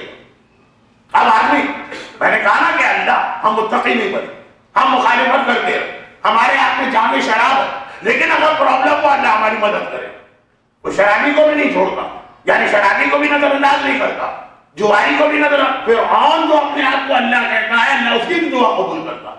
لیکن جواب یہی ہے کہ کاز روٹ جب تک کہ قابو نہیں پاؤ گے، ایک کے بعد دوسرا، دوسرے کے بعد چوتھا پرابلم آئے اور بڑھتا جائے بڑھتا جائے۔ ڈاکٹر نے یہی کہا کہ مولانا اس خیال میں نہ رہیے گا کہ ابھی ایک پرابلم آیا اینٹی بایوٹک کی آپ ٹھیک ہو، 2 دفعہ 3 دفعہ 10 دفعہ 15 دفعہ ایک اسٹیج آئے گا اینٹی بایوٹک کا بھی اثر نہیں ہوگا، آپ کا پیر کاٹنا ہی پڑے گا۔ ہم گناہگار ہیں، ہم تقوی اختیار نہیں کر رہے، ہم خدا کی اطاعت نہیں کر رہے، ہم خدا کے احکامات کا مذاق اڑا رہے، پرابلم میں آ گئے، باپ اور ماں سے زیادہ مہربان خدا نے مسئلہ حل کر دیا دعا کے دعا، مگر نیکسٹ ٹائم اس سے بڑا مسئلہ ہے، وہ بھی حل ہوگا، اس سے بڑا آئے گا، ایک وقت آئے گا کہ دعا کا اثر بھی ختم ہو جائے گا۔ مولا نے فرمایا دعائے کمیل کے 2 جملے تو کنفرم، اور تیسرا جملہ بھی بعض کتابوں میں 2 تو کنفرم ہے، اللہم اغفر لی الذنوب التی تنزل البلاء، اللہم اغفر لی الذنوب التی تحبس الدعاء، خدا بندہ میرے وہ گناہ معاف کر دے جو بلائیں گھر میں لاتے، بلاؤں کو کھینچنے والا میگنیٹ کو آپ نے گھر میں رکھا ہے، کہہ رہے دعا کا فائدہ کیوں نہیں ہوگا؟ اور دعا روکنے والی چیز، گھر سے آپ نے دعا پڑھی، دعا آسمان میں جائے تو کیسے جائے؟ آپ نے اس کو روک کے رکھا، اس کی ٹانگیں پکڑے ہوئے اور کہہ رہے بھاگو بھاگو بھاگو جلدی جاؤ اللہ کے پاس پہنچو، ارے ٹانگیں تو تم نے پکڑی ہے، دعا کیسے جائے گی وہاں؟ یہ دعائے کمیل۔ اور ایک تیسرا جملہ بھی دعائے کمیل کے بعض ورژن میں، اللہم اغفر لی الذنوب التی تحبس الرزق، اے خدا میرے وہ گناہ معاف کرتے جو روزی کو روک لیتے، ایسے بھی گناہ ہیں جو روزی کو روکتے۔ اب یہ دعائے کمیل کی تفسیر خود چوتھے امام نے معنی الاخبار کی روایت میں کی، مولا دادا علی کی حدیث ہے، پوتا علی بتا رہا کون سے گناہ سے روزی روکتی، کون سے گناہ سے دعا ٹھکرائی جاتی اور کون سے گناہ سے بلائیں نازل ہوتی۔ یہ آج کا موضوع نہیں ہے، اس لیے کہ ابھی دعاؤں کے پروسیس سے ہم گزر رہے ہیں۔ اب آئیے یہ دو بہت اہم باتوں کے بعد جو آج کا ٹاپک تھا اور دو اعلانات کے بعد جو دعا سے کے حوالے سے آئندہ تقاریر کا ٹاپک، ہم ذرا سا موضوع پہ بات کو آگے بڑھا۔ اب سنیے ایک ایسی دعا جو میں نے بہت بہت بہت بہت بہت پڑھی، اس لیے شروع میں اس کو نظر انداز کیا تھا، لیکن ہر جگہ کچھ ایسے لوگ ہوتے ہیں جن کے لیے بات نہیں ہوتی اور کچھ ایسے لوگ ہوتے ہیں جن کے لیے پرانی تو ہوتی لیکن دوبارہ بات کو سننے سے ایک قسم کا ریمائنڈر ہو جاتا۔ آج گھر کی ایک مجلس میں نے وہ مشہور دعا پڑھی تھی جو ہندوستان اور پاکستان میں لوگوں کے جائے نماز یا مصلی کے اندر بھی ہوتی ہے۔ بہت چھوٹی سی جو کتاب چھپتی ہے پاکٹ سائز کی کہ آپ اپنے پاکٹ میں رکھ کے گھوم سکتے ہیں، تعقیبات نماز، اسے بھی کوئی پورا نہیں پڑھتا۔ قرآن کے بارے میں تو ہم کیا توقع کریں، توضیح المسائل کے بارے میں تو اتنی چھوٹی سی کتاب تعقیبات نماز، یہ دعا اس نے بھی لکھی اور دعا گھر کی مجلس میں ٹائم تھا میرے پاس، میں نے بہت تفصیل سے پڑھی، لیکن اگر ٹائم نہیں ہے تو اس کو نظر انداز کیوں کرو۔ مختصر صحیح میں آپ کو پہلے بہت مشہور پہلے یہ دعا سنا دوں پھر وہ والی دعا سنا جو میں نے کہا کہ میں بہت پڑھ چکا ہوں۔ وہ یہ ہے کہ دعاؤں میں کہیں کہیں ایک ایسی چیز داخل ہو جاتی ہے جس سے مجھے کوئی شوق نہیں، ربط نہیں، میری اسپیشلٹی جو چھوڑیے میں اس کے اندر ذرا سی معلومات بھی نہیں رکھتا، وہ ہے ناموں کے نمبر نکالنا۔ یہ چیز ہے، بعض دعاؤں کا اس سے تعلق ہے، منگل کو 2 دعائیں ہیں۔ ابھی تو جتنی دعائیں میں نے بتائی آپ سے نہیں کہا کہ اپنے نام کے نمبر نکلوائی، اور پھر میرے لیے مصیبت ہو جائے گی مولانا میرا یہ نام ہے بتائیے اس کے کتنے نمبر بنتے ہیں۔ اور نام کے نمبر اس طرح نہیں ہوتے، مولانا ہماری بچی ہے پکارنے کا یہ نام، پیدائش کے وقت یہ رکھا گیا، شادی میں یہ لکھا گیا، شوہر یہ کہتا ہے کس کے نمبر نکال۔ یہ سارے مسئلے گزر چکے ہیں مجھ پر، تو اس لیے یہ میرا ڈپارٹمنٹ نہیں۔ الحمدللہ الحمدللہ کیونکہ مسیساگا میں مجھے بہت سارے شاعر نظر آئے، اتنا جب یہ کہا جا سکتا ہے کہ بیگم پورا نہیں ہے شاعر پور تو ضرور۔ یہ شاعر آپ کو بتا دیں گے ابجد حوض ہوتی کلمن صافس کیا نمبر بنتے ہیں، اس لیے میں اس بات کو آج نہیں چھیڑ رہا ہوں، منگل کچھ ہر دعا نہیں، کچھ دعاؤں کا تعلق آپ کے نمبر سے ہے، وہ پرسوں کا ٹاپک ابھی میں بتا رہا ہوں۔ پرسوں اس موضوع پہ آخری بات ہے، کمپلیٹ ہو کے کمپلیٹ، ورنہ باقی اہم موضوع ٹوٹ جائیں گے۔ اب سنیے جناب عباس کے نام کے عدد بنتے 13333 این بے بے الف اور سین، عباس، خالی عباس۔ 133 مرتبہ اگر آپ ایک خاص انداز سے جناب عباس کو پکاریں، پکارنے کے طریقے اسلام نے بتائے۔ آپ اللہ کو یا اللہ کہہ کے پکار سکتے، جوشن کبیر میں 1001 نام اللہ کے آئے، اسلام سے بھی پکارو، اسلام سے بھی پکارو، اسلام سے، کیونکہ اگلی جو میں روایت کا واقعہ پڑھنے والا اس میں یہ چیز بہت اہم بننے والی کہ پکارنے کا طریقہ بھی صحیح رکھو۔ جناب عباس کو 133 مرتبہ پکارو، یا عباس کہہ کے نہیں، جو اس عرب کے بڑے میں رکھا بہترین نام ہے، لیکن دعا کے حوالے سے یہ نہیں، یا کاشف الکرب عن وجہ الحسین اکشف کربی بحق اخیک الحسین۔ اے اپنے بھائی سے پریشانی دور کرنے والے، میری پریشانی دور کیجیے، آپ کو آپ کے بھائی حسین کا واسطہ۔ عباس کو حسین کا واسطہ دے تو ایسا تھوڑا پڑھتے ہیں عباس۔ یہ پکارنے کا طریقہ کیسے پکارو؟ عباس کو اگر حسین کے حوالے سے پکارو، اگلا جملہ تو ایسے ہی کہہ رہا ہوں، 1000 کام چھوڑ کے دوڑ کے آئیں گے، حسین کا واسطہ دیا، نام حسین پہ عباس کی 70,000 جانیں قربان۔ بتا تیرا مسئلہ کیا ہے، تو نے مجھے میرے آقا کا واسطہ دیا۔ 133 مرتبہ یہ دعا پڑھی۔ گرچہ امام نے صرف اتنا کہا کہ اس سے آدمی کی پیاس بجھ جاتی، لیکن علماء نے بتایا کہ امام پانی کی پیاس کی بات نہیں کر رہے، علم کی پیاس ہو، صحت کی پیاس ہو، گھر میں محبت کی پیاس اگر آپ کو چاہیے، شوہر بیوی میں جھگڑے ہو، اور کتنے ہی ایسے جھگڑے ہوتے ہیں کہ دونوں پریشان بھی ہیں کہ آخر ہم کس بات پہ لڑیں، لیکن لڑنے کے بعد پریشان ہونے کا کوئی فائدہ نہیں، لڑنے سے پہلے پریشان ہو کس بات پہ آج ہم لڑائی شروع کرنے جا رہے ہیں، پہلے پوری پلاننگ کی ہے پھر لڑائی شروع۔ لیکن وہاں جو مولا کا فرمان ہے کہ غصے کا آغاز دیوانگی سے ہوتا ہے، پاگل ہوتا ہے، اور اختتام ندامت و پچھتاوے پہ ہوتا ہے۔ اول سے لے کے آخر تک خرابی ہی خرابی۔ آپ کو اپنے گھر میں سکون کی تلاش ہے، یہ بھی ایک پیاس ہے۔ آپ کو علم حاصل کرنا، کوئی امتحان پاس کرنا، یہ بھی ایک پیاس ہے۔ آپ بیمار ہیں، آپ کو صحت چاہیے، یہ بھی ایک پیاس ہے۔ آپ کے گھر میں کریڈٹ کرنٹ میں اپنے پنجے کاٹ دی، آپ کو آرام دہ روزی چاہیے، یہ بھی ایک پیاس ہے۔ 133 ٹائمز یہ دعا جو تقریبات کی چھوٹی سی کتاب میں بھی لکھی، اور جہاں تک مجھے یاد پڑتا، اس کی ہیڈنگ ہے استغاثہ بحضور حضرت عباس۔ استغاثے کا نام دیا گیا۔ یہ دعا کسی نے کہا کہ مولانا آپ نے اتنی جلدی جلدی پڑھا، ہمارے کو سمجھ میں بھی نہیں آیا، تو ریپیٹ کر دیجئے۔ میں نے ریپیٹ بھی کیا اور ریفرنس بھی دیا آپ کو۔ اب آئیے اس کے بعد والی بات، پکارنے کا طریقہ بعض اوقات بہت اہم بن جاتا ہے۔ واقعات ہیں ہمارے پاس جو مراجع کے نزدیک ثابت، کہ کوئی کیس ایسا ہے جس میں اسلام کہتا کہ جملہ کہو کہ اگر میں جھوٹا ہوں تو مجھ پہ اللہ کی لعنت ہے ایک طریقہ۔ شوہر بیوی کا ایک بہت ہی ایکسٹریم والے ڈسپیوٹ میں یہی سلوشن۔ مولا کے زمانے میں لائی گئی وہ عورت کہو کہ اگر میں جھوٹی ہوں تو مجھ پہ اللہ کی لعنت۔ اس نے شروع کر کہ اگر میں جھوٹی ہوں تو مجھ پہ رحمان و رحیم اللہ کی لعنت۔ امام نے روک دی، کہ یہ چالاکی سے کام لے، اللہ کی لعنت کر رہی ہے لیکن اللہ کو رحمت کا واسطہ دے رہی ہے، رحمت کے واسطے سے آتا بازا بن جاتا۔ اللہ کو پکارو رحمان و رحیم، یہاں نہ کہو اس وقت جب لعنت کا مسئلہ تو رحمان و رحیم مت کہو، مولا نے اس کی ورڈنگ چینج کروا۔ تو یہ ایسے واقعات بہت ہیں، ٹائم میرے پاس نہیں۔ تو حضرت عباس کو آپ کئی طریقے سے پکار سکتے ہیں، یا باب العوائد میری مدد کو آئی، یا باب مراد میری مدد کو آئی، یا فضل عباس میری مدد کو آئی، لیکن جو سب سے زیادہ واسطہ چلتا ہے 133 ٹائم یا کاشف الکرب المجلس۔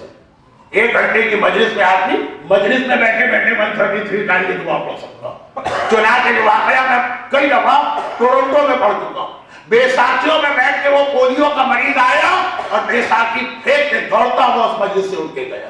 اور ابھی کی بات ہے، بہت پرانا بھی نہیں کہ ہم کہاں جا کے اس کو ڈھونڈیں۔ جائیے پیرس میں عباس نجم کا پتہ دریافت کیجیے، آپ کی آنکھوں کے سامنے معجزہ۔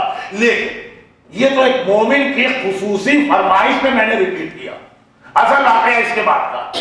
یہ تقریباً ان اسٹرانگ دعاؤں میں سے ایک ہے جو میں نے پہلی مجلس میں دبئی کا ایک واقعہ پڑھا، 1 کروڑ درہم اور 4 کروڑ درہم۔ وہ تو بخیر بہت ہی اسٹرانگ عمل، بتانے کا حکم بھی نہیں عام آدمیوں، لیکن تقریباً اس کے لیول کا یہ عمل بہت اسٹرانگ ہے، اور یہ اجازت ہے بتانے کی، بلکہ بزرگ علماء حکم دیتے ہیں ہم لوگوں کو کہ بتاؤ۔ واقعہ کیا ہے؟ آقا عبدالکریم حائری کی ایک جوانی کا واقعہ۔ ہمیں اپنے مجمع کبھی بتانا پڑتا کہ کس عظیم شخصیت کا نام ہماری زبان پہ آ گیا، عبدالکریم حائری۔ اتنا عظیم نام، اور میں بہت ود ڈیو ریسپیکٹ اپنے مجمع کا پورا احترام کرتے ہوئے اکثر کہتا ہوں کہ پوچھ لیجیے گا تو 95% لوگوں کو پتہ نہیں ہوگا کس کا نام لے لیا۔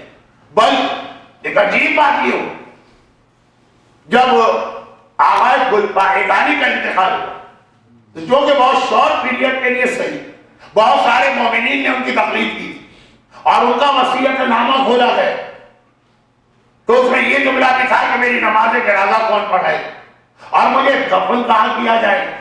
تو جملہ تھا مجھے اپنے میرے محترم استاد عبدالکریم حائری کے پہلو میں دفن کیا جائے۔ تو لوگوں کی نگاہ میں عبدالکریم حائری کا یہ تعارف آیا کہ وہ آغا گلپائگانی کے استاد، جبکہ الٹا مسئلہ، آغا گلپائگانی کہتے ہیں کہ میرے لیے کتنے فخر کی بات ہے کہ میں عبدالکریم حائری کا شاگرد۔ لوگوں نے چھوٹے کے ذریعے بڑے کو پہچانا، جبکہ عبدالکریم حائری۔ زیادہ وقت تو نہیں ہے لیکن ہمارے پاس ایک تو ہوتا ہے مرجع، علم میں اپنے زمانے میں ٹاپ، لیکن کچھ ایسے علماء گزرے بہت کم، پوری تاریخ میں 5 ہوں گے ہی اچھے، جو خالی مرجع نہیں کہ مرجع گرد۔ ایک ہوتا ہے سونا، ایک ہوتا ہے وہ پارس پتھر کہ جو چیز اس سے لگ جائے وہ بھی سونا بن جاتا ہے۔ ایسے 4-5 علماء گزرے کہ جن کے شاگردوں میں اتنے مراجع گزرے، ان میں سے ایک آغا عبدالکریم حائری۔ حضرت امام خمینی کس کے شاگرد ہیں؟ آغا عبدالکریم حائری۔ آغا گلپائگانی کس کے شاگرد ہیں؟ آغا عبدالکریم حائری۔ آغا عراقی جن ان کی تقریب 99 تک ہوئی کس کے شاگرد ہیں؟ آغا عبدالکریم حائری، آغا شہاب الدین مرشی نجفی کس کے شاگرد ہیں؟ آغا عراقی کے سب ٹاپ مراجع ہیں جو آغا عبدالکریم حائری کے شاگرد۔ بلکہ 10 سال کے بعد قم کا حوضہ میاں اس وقت 89 سال پورے ہوئے، بہت پرانا نہیں۔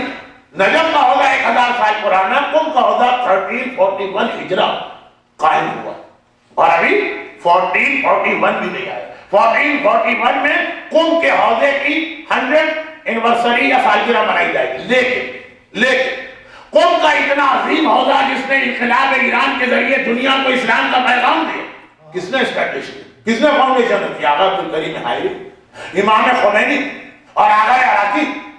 آغا عبدالکریم حائری کے ایک اور شہر عراق میں ان کے شاگرد، سارے اپنے شاگردوں کا بیچ جمع کیا، کہا چھوڑو یہ شہر، معصومہ قم کے حرم میں جانا۔ آج معصومہ قم کی وفات کی مجلس ہے، یہ بھی ایک جملہ سے ہے، وہاں جانا اور وہ حوضہ بنایا جس نے 90 ایئر میں دنیا کو اسلام کا ایسا انٹروڈکشن کر کے دیا۔ یہ عبدالکریم حائری کے کریڈٹ میں کتنا بڑا کارنامہ۔ وہ کہتے ہیں کہ جب میری جوانی اور میں حوضے میں مرجع کی تعلیم لے رہا تھا، اس وقت ہمارا حوضہ سامرہ میں تھا، سامرہ جس میں آغا شیرازی تھے، بزرگ شیرازی جنہوں نے تمباکو حرام ہونے کا فتویٰ دے کر برٹش امپائر کو ایسی بدترین شکست دی کہ پوری اپنی تاریخ میں برٹش امپیریلزم یا امپائر کو اتنی بڑی شکست کسی سے نہیں دی جو ایک فتوے سے ملی۔ آغا مرزا بزرگ شیرازی، تمباکو حرام، پورا ایک واقعہ ہے، آپ نے سنا ہے، لیکن کیوں کیا دعائیں کمائیے، واقعات زیادہ ہیں، اس لیے میں بہت جلدی نتیجے پہ جا رہا ہوں۔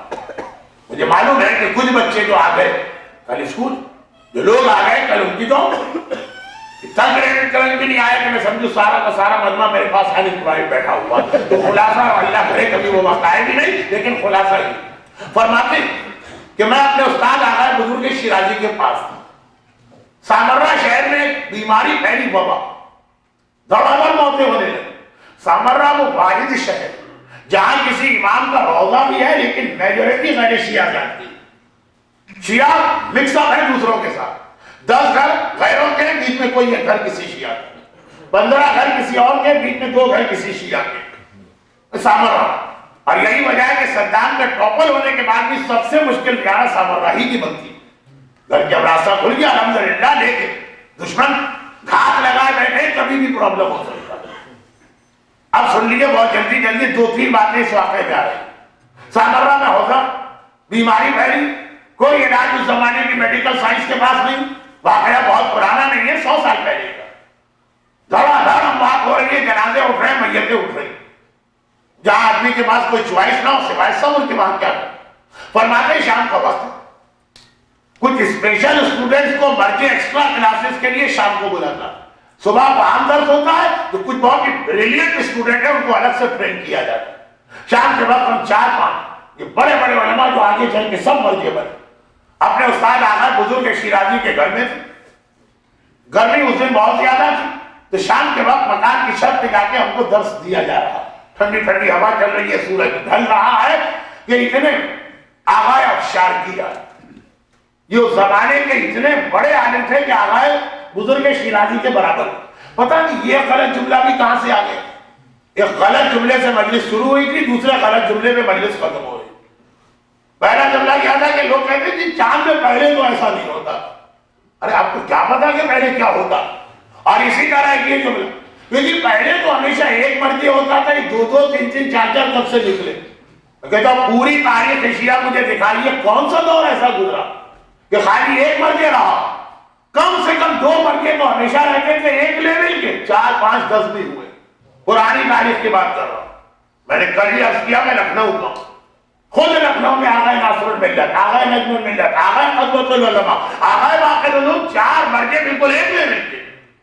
لکھنؤ کو مومن جب کہتے ہیں ہم نے تو آج تک سنا ہی نہیں کہ 2 مرجع ہوتے، تم اپنے شہر کو نہیں جانتے اور دنیا کی بات کر رہے ہیں۔ خیر واپس آئیے، اور وہ یہ کہ آغا بزرگ شیرازی کے بالکل لینے دوسرے مرجع وہ ملاقات کو آئے، جیسے آغا خوئی اور خمینی میں سے کوئی دوسرے کے وزٹ کو جائے، آغا خامنائی اور آغا سیستانی میں سے کوئی دوسرے کے وزٹ کو جائے، جاتے رہتے ہیں یہ لوگ، لیکن بات بہت پھیل گئی ہے اور 10:05 ہو گئے ہیں تو بات کو جلدی اختتام تک پہنچانا آگا افشار کیا، لیکن آج آئے تو بڑے فائد و غضب کیا. کوئی عام آدمی نہیں کہہ رہا، آغا عبدالکریم حائری جو خود مرجع جنہوں نے پورے مراجع کی ایک سب کی تربیت کی ہے، ان کا عہدہ اسٹیبلش کیا. وہ کہہ رہے ہیں کہ آغا افشار کیا چہرے کا رنگ جلال کی وجہ سے سرخ، اور کہہ رہے ہیں کہ تم لوگ قوم کی روحانی قیادت کرتے ہو کہ مسائل کا حل نہیں بتاؤ. گھبرا گئے ہم نے کہا کہ کیا ہم سے کیا غلطی؟ کہا اس کثیر تعداد میں لوگوں کی موت ہو رہی، جاؤ اور جا کر ان کو بتاؤ کہ اس موت کا سولوشن کیا. ہم نے گھبرا کے کہا کہ آپ اتنے بڑے عالم اور مرجع، جاہل آدمی چاہے تو الگ بات، ہم ڈاکٹر نہیں ہیں، ہم حکیم نہیں ہیں، ہمیں میڈیکل سائنس نہیں پڑھ. کہا یہ تمہارا مسئلہ ہی نہیں ہے، تمہارے تو ہونا معصومین کی روایتیں اور دعائیں تک پہنچاؤ. آج کے چوتھا دن میں نے دعا پہ بات کی ہے، یہ جملہ بھی میرے ذہن میں آ گیا افشار کی.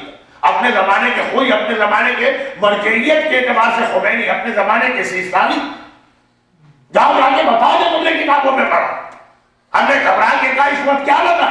کہا جب کبھی ایسا وقت آ جائے کہ اس کثیر تعداد میں بیماریوں سے لوگ مرنے لگے، یا کوئی اور ایسا مسئلہ آ جائے کہ زندگی اور موت کا مسئلہ ہو جائے، تو جا کے بتاؤ کہ اس کا ایک ہی سلوشن ہے کہ ہر آدمی اپنے آقا کو زیارت وارثہ کی زیارت عاشورہ کی شکل میں پکارے، مگر عام طریقے سے نہیں. پہلے زمانے کے امام کو پکار اور ان کو ان کی ماں کا واسطہ. ایک عام غیرت مند آدمی ماں کا نام سن کے طرف اٹھے گا، یہ کائنات کا سب سے غیرت مند انسان ہے. کہو کہ اے امام زمانہ، آپ کو آپ کی ماں نرجس خاتون کا واسطہ، میں آپ کی مادر گرامی کی طرف سے زیارت عاشورہ پڑھ رہا ہوں. یہ جملہ ہو زبان سے کہو کہ رکھو دل میں آئے، یہ زیارت میں جناب نرجس خاتون کو ہدیہ کر رہا ہوں.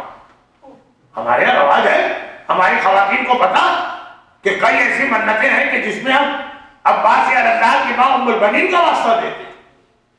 تو امام زمانہ کو ان کی دادی کا واسطہ تو اکثر دیا جاتا، لیکن ان کی مادر گرامی نرجس خاتون جو one of the most neglected personality ہم شیعت کے پاس، کیا قابل احترام شخصیت کے اسٹیٹس کے اندر، جس کا نکاح رسول خدا اور حضرت عیسیٰ نے آ کے پڑھا، جنہیں دلہن بنا کے فاطمہ زہرا اور مریم کبریٰ نے رخصت کیا.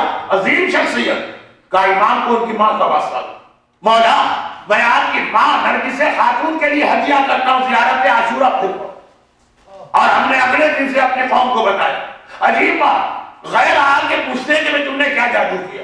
ایک مہینے میں بیماری گئی، 12 گھر، 8 گھر تک بیماری گئی، 2 گھر بیچ میں بچے، پھر آگے بیماری گئی. ایسا لگا کسی نے اپنے ہاتھ سے ایک سرکل کھینچ دیا ہے کہ بیماری یہاں نہیں آئی. وہ تو صاحبہ نہیں مانے گا.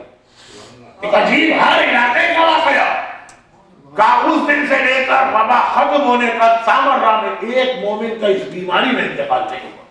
زیارت وارثہ ایک ذرا سی نارمل ٹائم کی زیارت، نارمل ٹائم کا عمل ہے کہ 2 دن پہلے آئے. زیارت وارثہ وہ جو ہے، میں خود بتا رہا ہوں کون سی دعا کس اسٹرانگ ذریعے پر. زیارت عاشورہ زیارت وارثہ سے زیادہ اہم مسئلے پہ پڑھی جائے. روزی کا مسئلہ، جان کا مسئلہ. 2 دن پہلے زیارت وارثہ کا ذکر آ چکا. اب اس سے ایک اسٹیج آگے آتی ہے زیارت عاشورہ، اور زیارت عاشورہ کا بھی بہت ہی اسٹرانگ عمل ہے نرجس خاتون کے نام. اگر آپ کا کوئی ایسا انسان ہے جس میں آپ کے فیوچر کا دار و مدار زیارت عاشورہ پڑھ کے جائے، آپ کا کوئی ایسا جاب یا بزنس کا مسئلہ ہے جس میں آپ کے فیوچر کا پورا دار و مدار زیارت عاشورہ پڑھ کے جائے. خود اسی میں سے پچھلے سال 16 مارچ کو ایک مومن کو میں نے بتایا، دوسرے نے سنا، سننے والے نے عمل کیا. اجازت نہیں ہے کہ نام لوں ورنہ آپ کو پتا چلے ان کے ساتھ بھی معجزہ پیش آئے. لیکن یہ ہے عام زیارت عاشورہ. جب اور اسٹرانگ مرحلہ آ جائے، ڈاکٹر نے کہہ دیا کینسر کا لاسٹ اسٹیج، کسی خرابی کی وجہ سے یا جو خون وون کی وجہ سے اس کی بیماری ہو گئی، کھلا مسئلہ، مرنا یقینی ہے. زیارت عاشورہ نرجس خاتون کے وسیلے سے پڑھیں. زیارت عاشورہ تک کے واقعات آپ کو کتاب میں ملیں گے. یہ اس میں اگلا جملہ ہے جناب نرجس خاتون کا واسطہ. اور ایک آخری چیز آج کی حد تک، آج یقینی دعائیں آئیں حضرت عباس کے لیے، نرجس خاتون کے لیے، اور ایک تیسری دعا. یہ تیسری دعا بڑی عجیب دعا، یہ دعا ہے ہی نہیں، لیکن اتنی بڑی دعا. 2 یقین بہت بڑے بڑے مسئلے اس سے حل ہوتے ہیں. نمبر 1 بیماری، نمبر 2 جہاں کہیں آپس میں اختلافات پیدا ہو. البتہ خالی دعا سے نہیں، کچھ کوشش بھی کرنا. خود تو ہم ریسلنگ اور جوڈو اور کراٹے کی ٹریننگ لے کر آئے سامنے والے کی ٹانگ توڑنے کے لیے، ابھی کہیں دعا بھی بتا دی. اپنی حد تک پوری کوشش ہو پھر بھی مسئلہ حل نہیں ہو رہا. میں نے کہا نا اکثر ایسا ہوتا ہے، جھگڑے ہو گئے، دونوں پارٹی بعد میں سوچتے ہیں کس بات میں ہم نے جھگڑا کیا. اس وقت کیا ہو گیا تھا ہماری عقل؟ شوہر بیوی کا جھگڑا، ماں بیٹے کا جھگڑا، بھائی بہن کا جھگڑا، یہ عموماً بزنس پارٹنر کا جھگڑا، دو قریبی دوستوں کا جھگڑا. امام بارے والے جھگڑے اس سے ذرا ایگزامپل ہے، وہ تو ذرا بہت پوچھے. تو خیر آپ واپس آئیے. یہ ایک عجیب دعا، عجیب دعا. اچھا پہلے یہ اتنی مشہور تھی اور آج میں نے جہاں مجلس میں پڑھا اتنی خیریں مشہور ہو گئی. یہ دعا نہیں ہے صحیح. اس کا نام ہے، جیسے ہمارے یہاں حدیث کتاب پہ پوری حدیث لوگوں کو یاد سمجھ میں آ جائے گی کیا ریفرنس. اس کا نام ہے سلسلۃ الصحابہ. پہلے نام لیتا تھا ممبر پہ، آج سے 25 سال پہلے ہر آدمی سمجھ جاتا تھا مولانا نے کیا کہا، مجمع اشارہ کرتا تھا مولانا آگے بڑھ گیا، ہم سمجھ گیا. اب بتائیے اس کے بعد کیا کیا. آج بتانا پڑتا ہے کہ یہ کیا کیا. عربی میں سلسلہ کہتے ہیں چین کو. آج بھی آپ جائیے تو عرب دنیا کے اندر جو سونار کی دکانیں وہاں آج بھی جو عورتوں کی چین ہے جس کی وجہ سے آپ کریڈٹ کرنچ میں پھنس گئے ہیں، وہ سلسلہ ہے. وہ سلسلہ ذہب عربی میں کہتے ہیں سونے کو. آپ دیکھیے گا دبئی کے اندر اور سعودی عرب کے اندر سونار کی دکان ذہب مذاہب کسی سے ملتا ہے. سلسلہ تو ذہب گولڈن چین. یہ ہے کیا گولڈن چین؟ یہ ایک ایسی حدیث ہے جس کے بارے میں کہا گیا کہ اصل حدیث سے زیادہ امپورٹنٹ اس کے راوی ہیں، نریٹر. ایسے راوی ہیں کہ جو ان کی چین بن رہی ہے وہ سونے کی چین. اب یہاں 2-3 جملے سن. تمام مجتہدین جس میں امام خمینی بھی شامل ہے، آغا خود بھی شامل ہے، آغا سستانی بھی شامل ہے، آغا خامنہئی بھی شامل ہے، آغا محسن حکیم بھی شامل ہے، آغا بروجردی بھی شامل ہے، آغا ابو الحسن اصفہانی بھی شامل ہے. لکھتے کہ مرنے والے کے کفن پر سلسلۃ الذہب کو لکھنا قبر کے عذاب سے بچنے کے بہترین عمل میں سے کفن پہ لکھنا. راویوں کا سلسلہ اصل حدیث وہ بھی ہے لیکن راوی اس سے زیادہ ہے.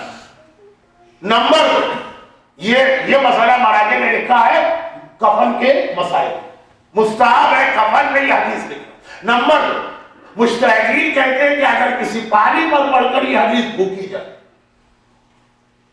پاگل کو پلا دو تو کوئی تعجب نہیں ہے کہ وہ اسی وقت ہوش مند ہو جائے، اور مردے میں چھڑک دو تو کوئی تعجب نہیں ہے کہ اس وقت زندہ ہو جائے.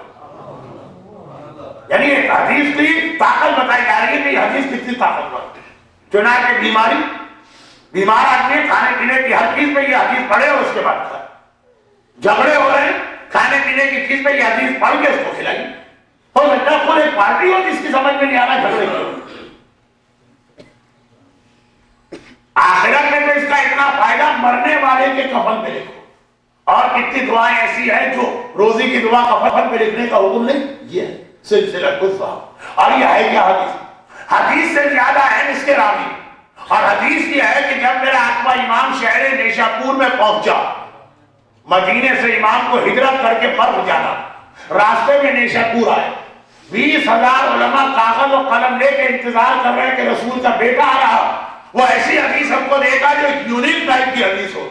اس زمانے کی ٹوٹل پاپولیشن میں 20,000، آج کے 20 لاکھ سے زیادہ، 20 کروڑ سمجھئے. وہ لوگ کھڑے کاغذ قلم لے.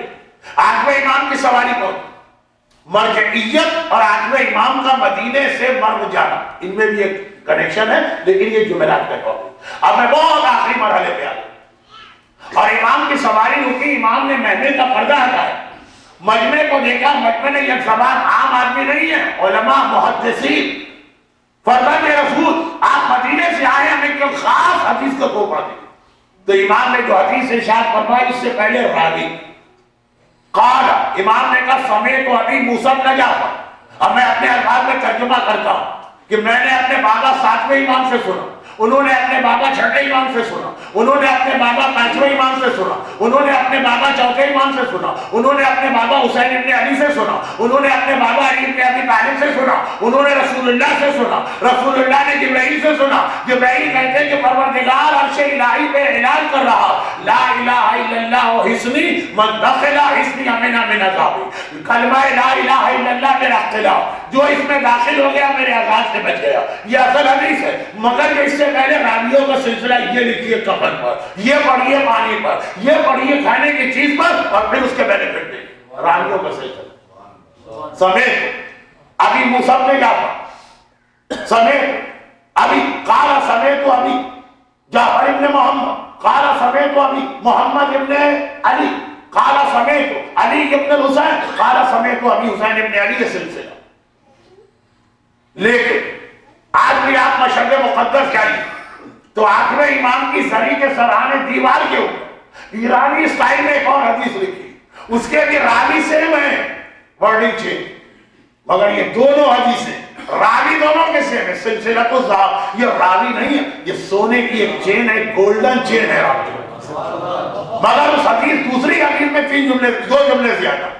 وہ یہ ہے کہ قال آٹھویں امام کہتے ہیں میں نے اپنے بابا ساتویں سے سنا، وہ کہتے میں نے اپنے بابا چھٹے سے، وہ کہتے میں نے اپنے بابا پانچویں سے، وہ کہتے میں نے اپنے بابا چوتھے سے، وہ کہتے میں نے اپنے بابا حسین ابن علی سے سنا، وہ فرماتے میں نے اپنے بابا علی ابن ابی طالب سے سنا، وہ فرماتے میں نے رسول اللہ سے سنا، وہ فرماتے میں نے جبرائیل سے سنا، جبرائیل کہتے میں نے میکائیل سے سنا، میکائیل کہتے میں نے اسرافیل سے سنا، اسرافیل کہتے کہ پروردگار ہر وقت عرش الہی میں اعلان کرتا ہے حب علی الحسنی من دخل حسنی امن عذابی. علی کی محبت میرا اختلاف ہے، جو محبت علی میں آ گیا وہ ہر عذاب دنیا اور آخرت سے بچ گیا.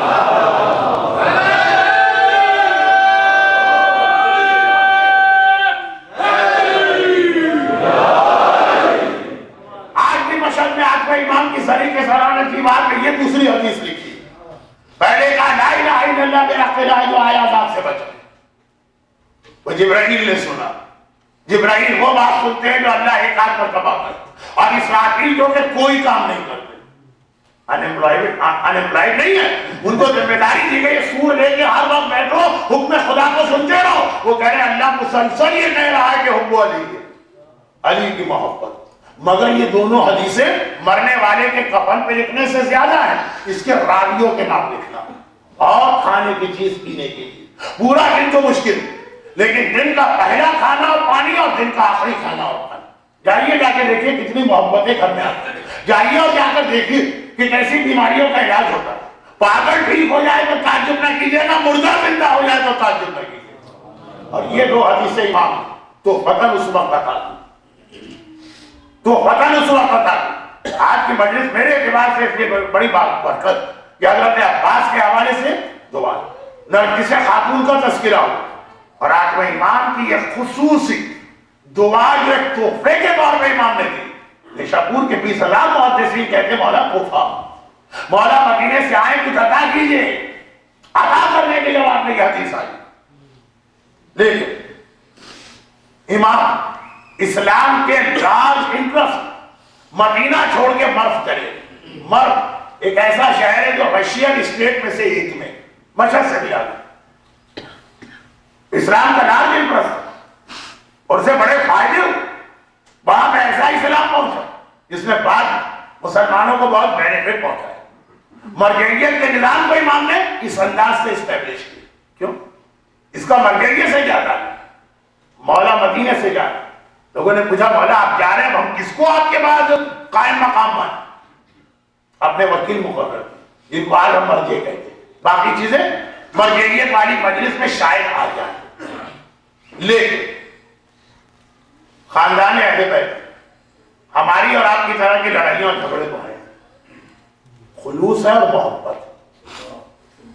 اور خصوصاً اس خاندان اہل بیت کی بہنیں بھائیوں کو دیکھ کے جیتے ہیں، بھائی بہنوں کو دیکھ کے زندگی پاتے ہیں. مگر پھر بھی اس خاندان بہن اور بھائی کے 3 جوڑے ایسے گزرے جو بے مثل ہیں. ٹاپ آف دا لسٹ تو ایک ہی ہے، وہ ہے کربلا کے حسین اور کربلا کی زینب.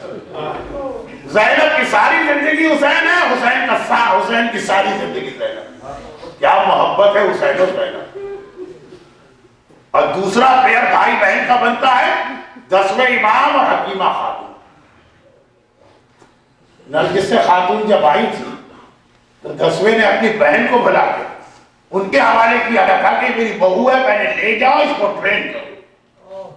اور 15 شعبان کو جب آپ محفل میں سنتے زمانے کا امام دنیا میں آیا تو یہی حکیمہ خاتون جو تھی نا، جنہیں 11ویں امام نے بلایا تھا، پوپی میرا وارث دنیا میں آنے والا ہے اور میں چاہتا ہوں اس وقت آپ میرے گھر میں۔ عجیب محبت تھی 10ویں امام اور حکیمہ خاتون۔ سابرہ کی جس زری کو 4 سال پہلے ظالموں نے بم کے دھماکے سے شہید کیا، اسی زری میں 10ویں امام کے پاس کی ان کی بہن حکیمہ خاتون، اور یہ جو 2 جوڑے، تیسرے امام اور 10ویں امام، اس کے درمیان تیسرا بھائی بہن کا جوڑا آتا ہے 8واں امام اور ان کی بہن معصومہ ہے۔ اللہ اللہ، کیا محبت ہے اس بہن کو اپنے بھائی سے۔ 8ویں امام کی تقریباً 15 یا 16 بلکہ 21 بہنیں تک کے تھا، 21، جیسے خود آقا حسین 16 بہنیں آقا حسین، مگر ایک بہن زینب، ایک بہن کلثوم، ایک بہن جناب مسلم ابن عقیل کی بیوی، 16 بہنیں، مگر جو محبت زینب اور حسین۔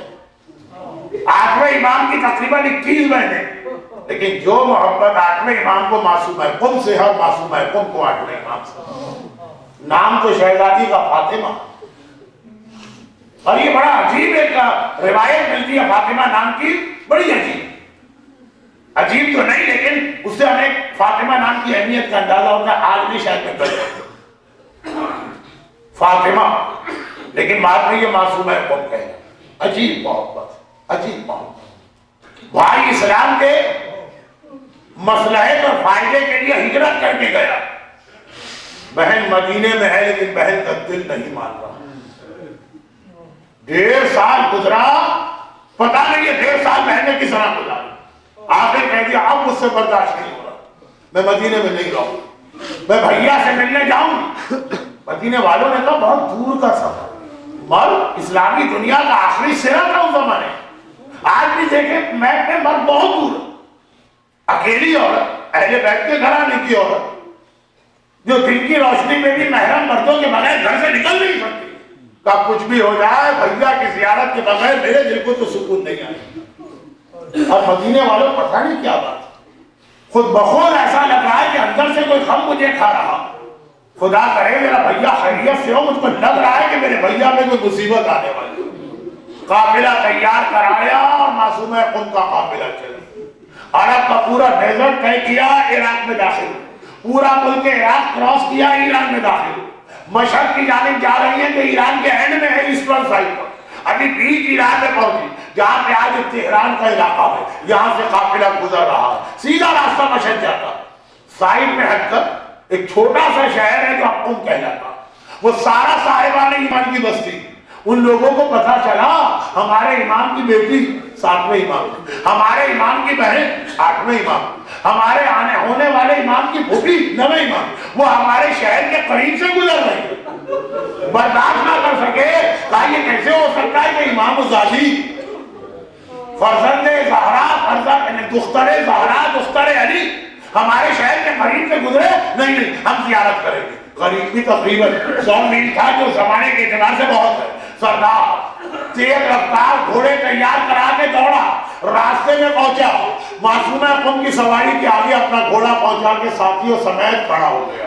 شہزادی آپ کی جانے والے یقیناً راستے سے ہٹ کر ہیں، مگر سب بے چین ہیں، سارا قم کا شہر، ہمارے مرد، ہماری عورتیں، ہمارے بچے آپ کے لیے تڑپ رہے ہیں، ایک بار اپنے قدموں کو ہمارے شہر میں لائیے، ہماری عورتوں کو اپنی زیارت کرائیے۔ معصومہ قم کہتی ہے کیا ہے ہمارے شیعوں کے سردار، شاید عام حالات میں تیری بات مان لیتی، لیکن خدا معلوم کیوں ماہ سفر کی آخری تاریخیں ہیں، میرا کلیجہ ٹکڑے ٹکڑے ہو رہا، مجھے لگ رہا ہے میرے بھیا پہ کوئی مصیبت آ رہی ہے، میں اپنے بھیا کے پاس جانا چاہتی ہوں۔ سردار نے پھر درخواست کی، بہن کو اس وقت بھائی کی اتنی لگی ہے، پھر منع کر دیا۔ تیسری بار سردار نے درخواست نہیں کی، جو میری آج کی مجلس کا مین تھیم تھا، مین تھیم واسطہ۔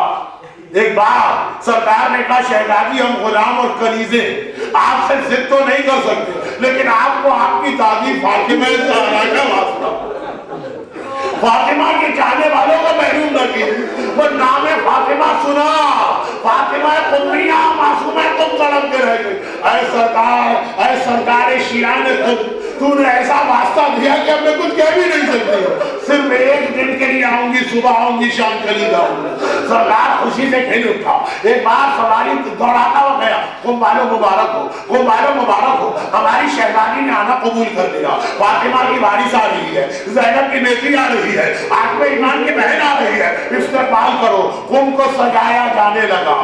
یہ تو تیز رفتار سواری سے آیا، آپ کے علم میں ہے نا، ماہ سفر کے آخر میں عاقبہ ایمان کی شہادت ہوئی ہے۔ ایک بار معصومہ قم کی سواری کرو، پھیرا گیا، بیوی کا دل نہیں مانتا ہے، مشہد جانا ہے، مگر ایسا واسطہ آ گیا ہے، اب شہزادی نے منع نہ کیا، قم شہر میں داخل ہوئی۔ عزادارو، سردار نے اعلان کیا تھا شہزادی آ رہی ہے، استقبال کرنا ہے، کتنا سجایا گیا ہوگا قم کو؟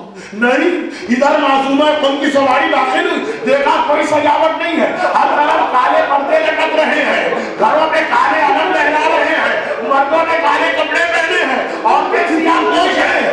شہزادی نے کسی سے بات نہیں کی، لیکن منظر دیکھا، پورا قم سیاہ پوش کالے رنگ میں رنگا ہوا۔ گھبرا کے اپنے ساتھیوں سے کہا، میرا دل گھبرا رہا ہے، ارے خدا خیر کرے، یہ قم نے کالے کپڑے کیوں پہنے ہیں؟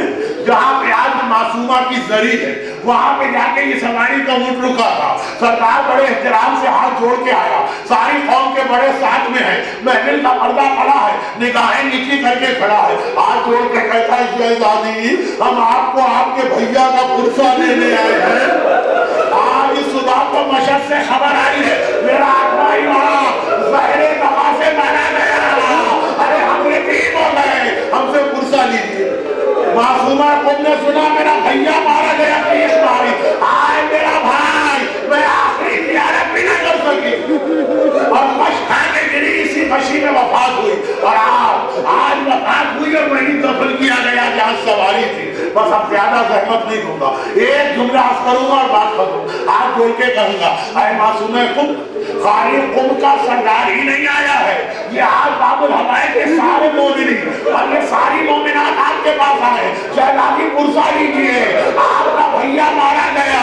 لیکن شہزادی گستاخی نہ سمجھیے گا، شہزادی گستاخی نہ سمجھیے گا، آپ کا بھیا مارا گیا، لیکن آپ نے بھائی کے مرنے کی خبر کتنے احترام سے سنی، چاہنے والے آئے، نگاہیں نیچی کر کے آئے، ہاتھ جوڑ کے آئے، کالے کپڑے پہن کے آئے کربلا کی بہن زینب، بھائی اس کا بھی مارا گیا، مگر بھائی کے مرنے کی خبر کیسے سنی؟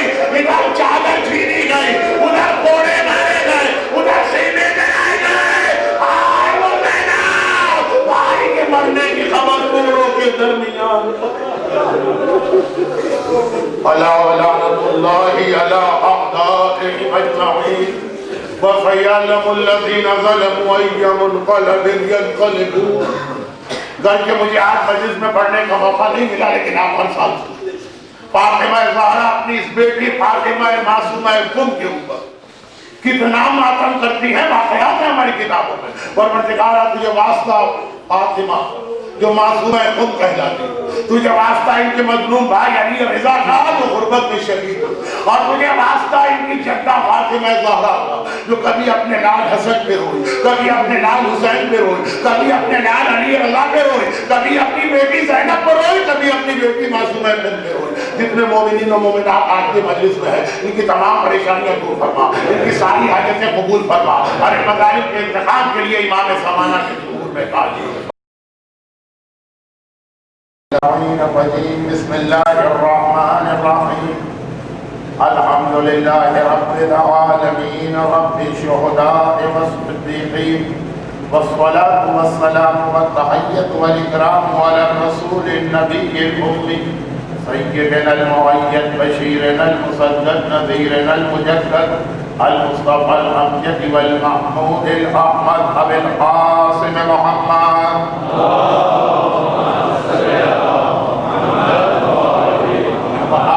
وعترته وأهل بيته الطيبين الطاهرين المعصومين المظلومين المنتجبين الميامين المكرمين سيما على بقية الله في الأراضين